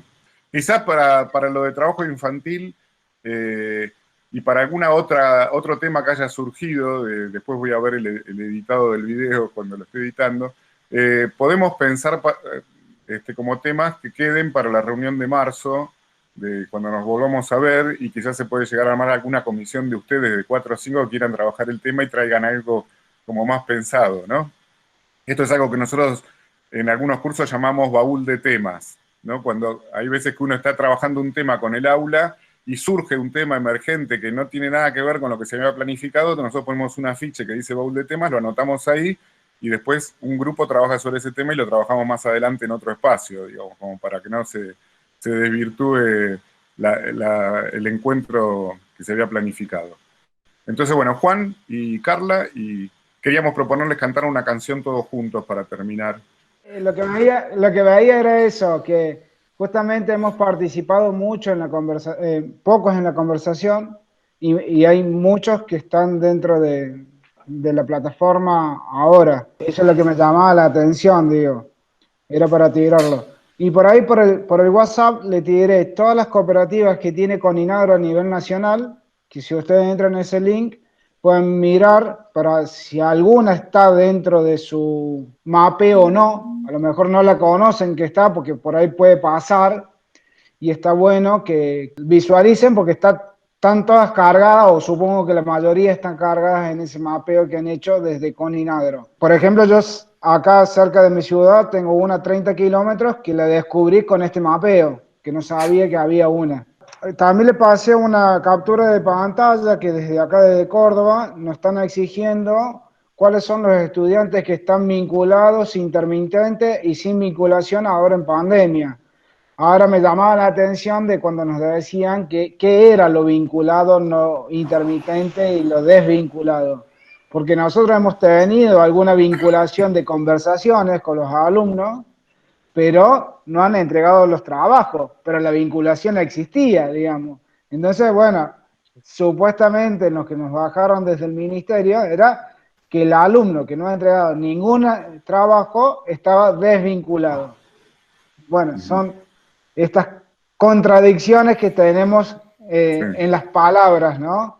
Eso para aportar, y bueno, para lo que venían diciendo tanto David y todo esto, me parece que la formación, nosotros acá tenemos 2 cooperativas en Dianfunes, que es la cooperativa apícola y la cooperativa de servicios públicos, que es de luz, servicios fúnebres y el banco de sangre, pero todos acá en Dianfunes somos socios cuando bajamos la luz, pero después en lo que es la elección del directorio se hace muy complicado y son siempre los mismos y no hay una participación dentro de la cooperativa. Digo, para tener algunas cuestiones que por ahí hay cooperativas que formalmente están formadas, cumplen con algunos requisitos, pero después de lo que es cooperar, lo que es hacer cooperativismo, no hay. Y de hecho nosotros desde la escuela hemos pedido a estas instituciones que vengan a dar charlas sobre cooperativismo y les cuesta un montón hablarlo porque no lo tienen bien en claro y salta ahí una cuestión muy buena porque también nos hacen reflexionar a ellos mismos cuando están delante de un curso de 30 alumnos explicando lo que es cooperativismo, ¿no? Era eso, nada más. 2 comentarios cortos. Hay un fondo de educación cooperativa que cada cooperativa tiene que disponer para ese tipo de fin. O sea, uno de los 7 principios del cooperativismo es la educación cooperativa.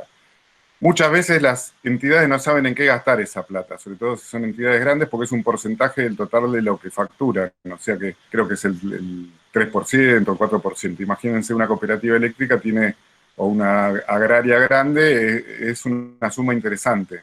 Entonces, ante la falta de recursos, que yo entiendo que hay varios que tienen justamente dificultades para acceder a recursos desde el Ministerio de Educación o lo que fuere, bueno, una posibilidad es acercarse a las cooperativas a preguntarles si no quieren aportar en un proyecto de cooperativismo escolar parte de esos fondos.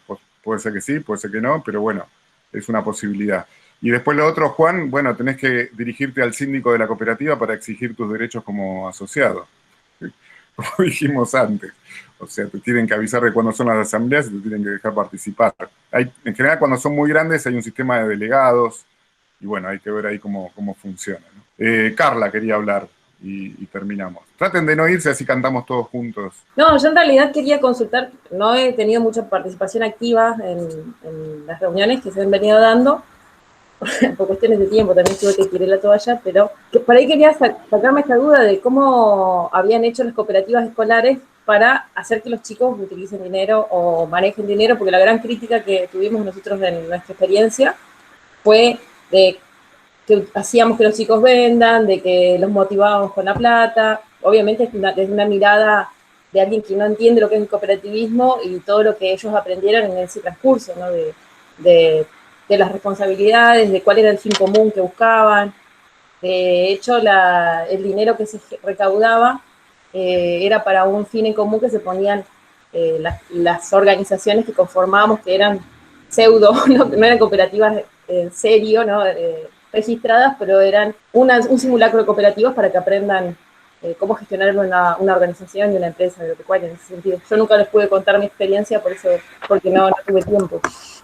Pero más o menos eso es lo que me cuestionaba, porque quiero abandonar la actividad el próximo año, pero es uno de los grandes conflictos que tenemos, de que desde afuera hacemos que los chicos utilicen dinero. Es interesante. Yo me remito a lo que dice la Convención de los Derechos del Niño. Siempre que me vienen con alguna discusión así, digo, bueno, hay una jerarquía jurídica. Por encima de todo están las convenciones internacionales, y en ningún lugar la convención dice que los niños no tienen que administrar dinero, por un lado, y por otro lado, lo que estás haciendo es reconocer que tiene derecho al fruto de su trabajo. O sea, si vos no le pagás al chico con el argumento de que no pueden administrar dinero, estás, para mí, ejerciendo algún tipo de explotación, justamente porque lo haces laburar y no le reconoces el trabajo que hace. Eso es una discusión, obviamente, no sé, de tipo moral y de prejuicios, y hay que llevarla adelante, y es muy complicado. Ahora, uno puede argumentar, las cooperativas no generan ganancias, generan excedentes. Las cooperativas no acumulan capital, sino que el capital es comunitario. Si la cooperativa se disuelve, el capital de la cooperativa tiene que pasar al Estado o a otra cooperativa. Por eso no pagan impuestos a las ganancias. Digo, este tipo de cosas son como muy básicas desde la jurisprudencia, por decirlo así, o la legalidad, pero son conceptuales. Cada 2 por 3, el Congreso hace 2 años quiso meterle un impuesto a las ganancias a las cooperativas y hubo una lucha infernal de todo el movimiento cooperativo para que las cooperativas acepten, en vez de eso, algunas cooperativas, las de crédito y las de seguros, creo, hacer un aporte voluntario, pero no hay impuesto a las ganancias porque no hay ganancias. Es no entender cómo funciona la cooperativa, sino no hay un explotador del niño. Es el niño que toma sus propias decisiones en la asamblea y lo vas entrenando en la responsabilidad frente al trabajo. Justamente no hacer que se capaciten en esto es condenarlos a que sean después trabajadores en relación de dependencia como única alternativa en su vida y que nunca puedan tomar decisiones económicas. O sea, ese es mi argumento, que digo si necesitas argumentos. Le estás planteando una alternativa de trabajo autónomo y autogestionado que en general nadie le toma en cuenta, digamos, pero que le permite un trabajo no alienado, puede tomar decisiones sobre su propio trabajo, su propia jornada laboral, las condiciones en que trabaja, etcétera. Perfecto, sí. Justo ayer tuve una reunión con la nueva directora de la ESFA donde yo trabajo y que ella de ninguna manera iba a permitir que los estudiantes manejen dinero el año que viene si queríamos seguir con el proyecto de cooperativas. Así que por eso, de qué manera me preparo para el año que viene, fundamental y qué voy a hacer, qué vamos a hacer somos 3 los únicos que trabajamos en esto porque... Sí, otro argumento es también que los chicos hagan la solicitud como cooperativa, o sea, justamente darle más poder a los chicos y que no seas vos solamente. Pero bueno, es toda una cuestión de dinámica institucional. ¿Me permitís hacer 2 pequeños comentarios, Burín? Son pequeñitos, simplemente aunque sea que nos queden como título para futuros encuentros.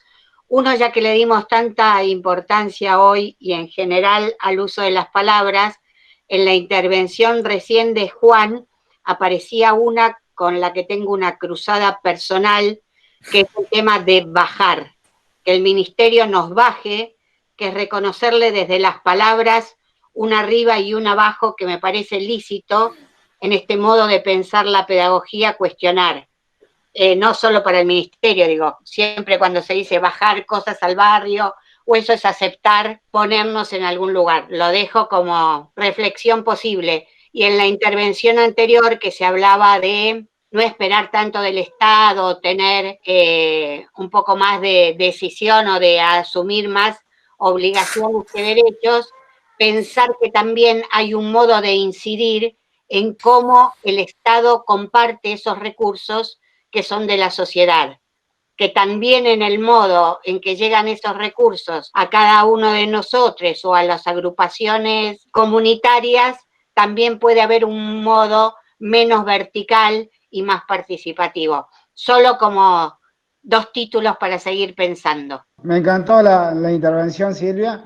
La verdad que uno toma la dinámica de las palabras en la comunidad y en el contexto que uno se encuentra. Es difícil cuando uno no tiene el cooperativismo instalado en su ser, cambiar las palabras, así como varios de los que están acá presentes utilizan el lenguaje inclusivo y varios dijimos que era una falta de costumbre hacer parte del lenguaje inclusivo nuestro. Pero bueno, muchísimas gracias por esa reflexión porque vamos para adelante y vamos avanzando. Bueno, lo que queríamos compartir es una chacarera que hizo un maestro que se llama Aníbal Glusman, que se compuso en el año 2014-2015 en el medio del movimiento de familias por la escuela pública, donde hubo una cantidad enorme de escuelas de Ciudad de Buenos Aires que se opusieron a las políticas educativas de Macri cuando era jefe de gobierno de la ciudad. Y se llama Párenche un poco la mano. Lo vamos a compartir, lo voy a subir a la plataforma también y está tipo karaoke.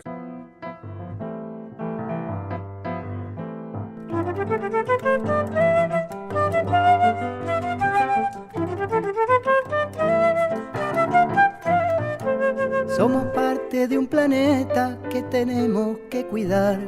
Para eso sabemos todos, nos tenemos que educar, buscando que cada uno pueda tener su lugar.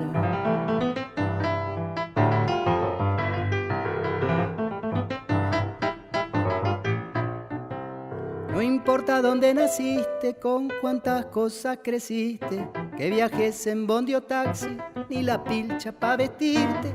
La escuela que es para todos es la que vos elegiste.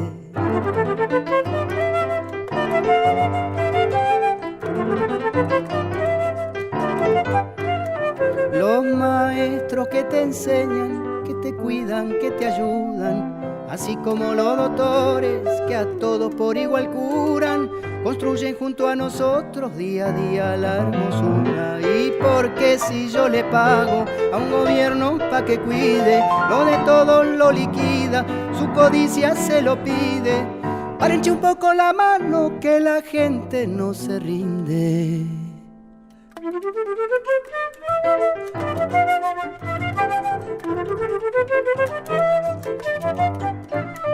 El que elige ser maestro y brindarse a los demás, ha de saber que quizás va a tener que desafiar ataques de cierta gente que se empeña en desguazar.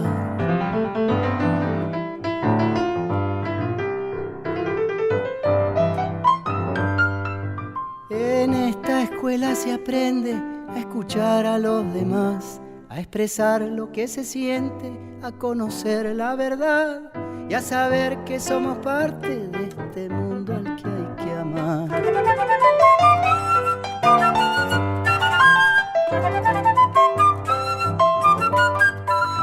Quiero yo que estos señores que viven para lucrar, que se afanan lo que pueden, cual si hubiera impunidad, pidieran perdón un día y se mandaran a mudar. ¿Y por qué es tan importante esto que nos va pasando? Que docentes y familias juntitos van trabajando, porque cuando estás luchando también estás enseñando.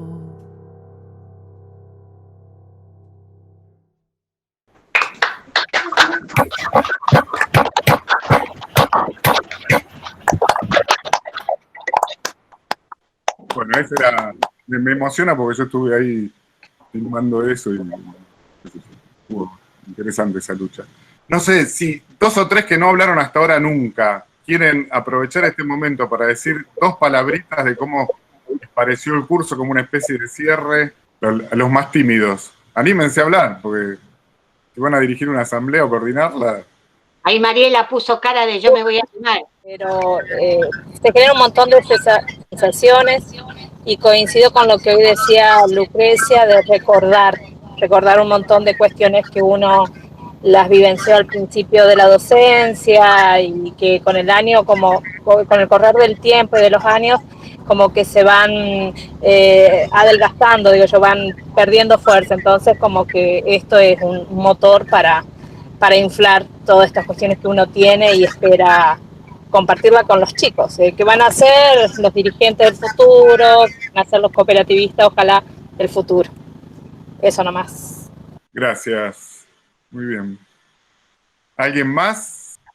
No, una cosa que estaba pensando, los docentes estamos acostumbrados a anotarnos en los cursos que dan puntaje y no a estas experiencias. Y la verdad que voy a decir cortito porque me emociona. Sigan con esto y espero con ansias que llegue marzo. Bueno, nosotros también. La verdad que a nosotros nos encantó poder hacer este curso. Hace mucho tiempo que queríamos hacerlo, hace como 3 años. El año pasado hicimos una pruebita acá con la Universidad de San Martín, pero nos interesaba hacerlo con docentes rurales especialmente. Como dijimos el primer día, nos asombró que se anotaran 120 docentes en 2 horas desde que largamos la convocatoria, así que bueno, eso reafirma que es algo necesario y vamos por la red de docentes cooperativistas. Bueno, nos vemos en marzo. Saludos para todos y que tengan un buen fin de año y nos reencontramos más adelante en el camino. Gracias. Un abrazo a todos. No, gracias. Nos seguimos encontrando en la plataforma, no aflojar ninguno. Gracias. Chao, chao gente, gracias por compartir sus experiencias. Muchas gracias, muchas gracias. Gracias, hasta luego. Provocar, provoca. Provocar, provoca. Provocar, provoca. Provocar, provoca. Provocar, provoca.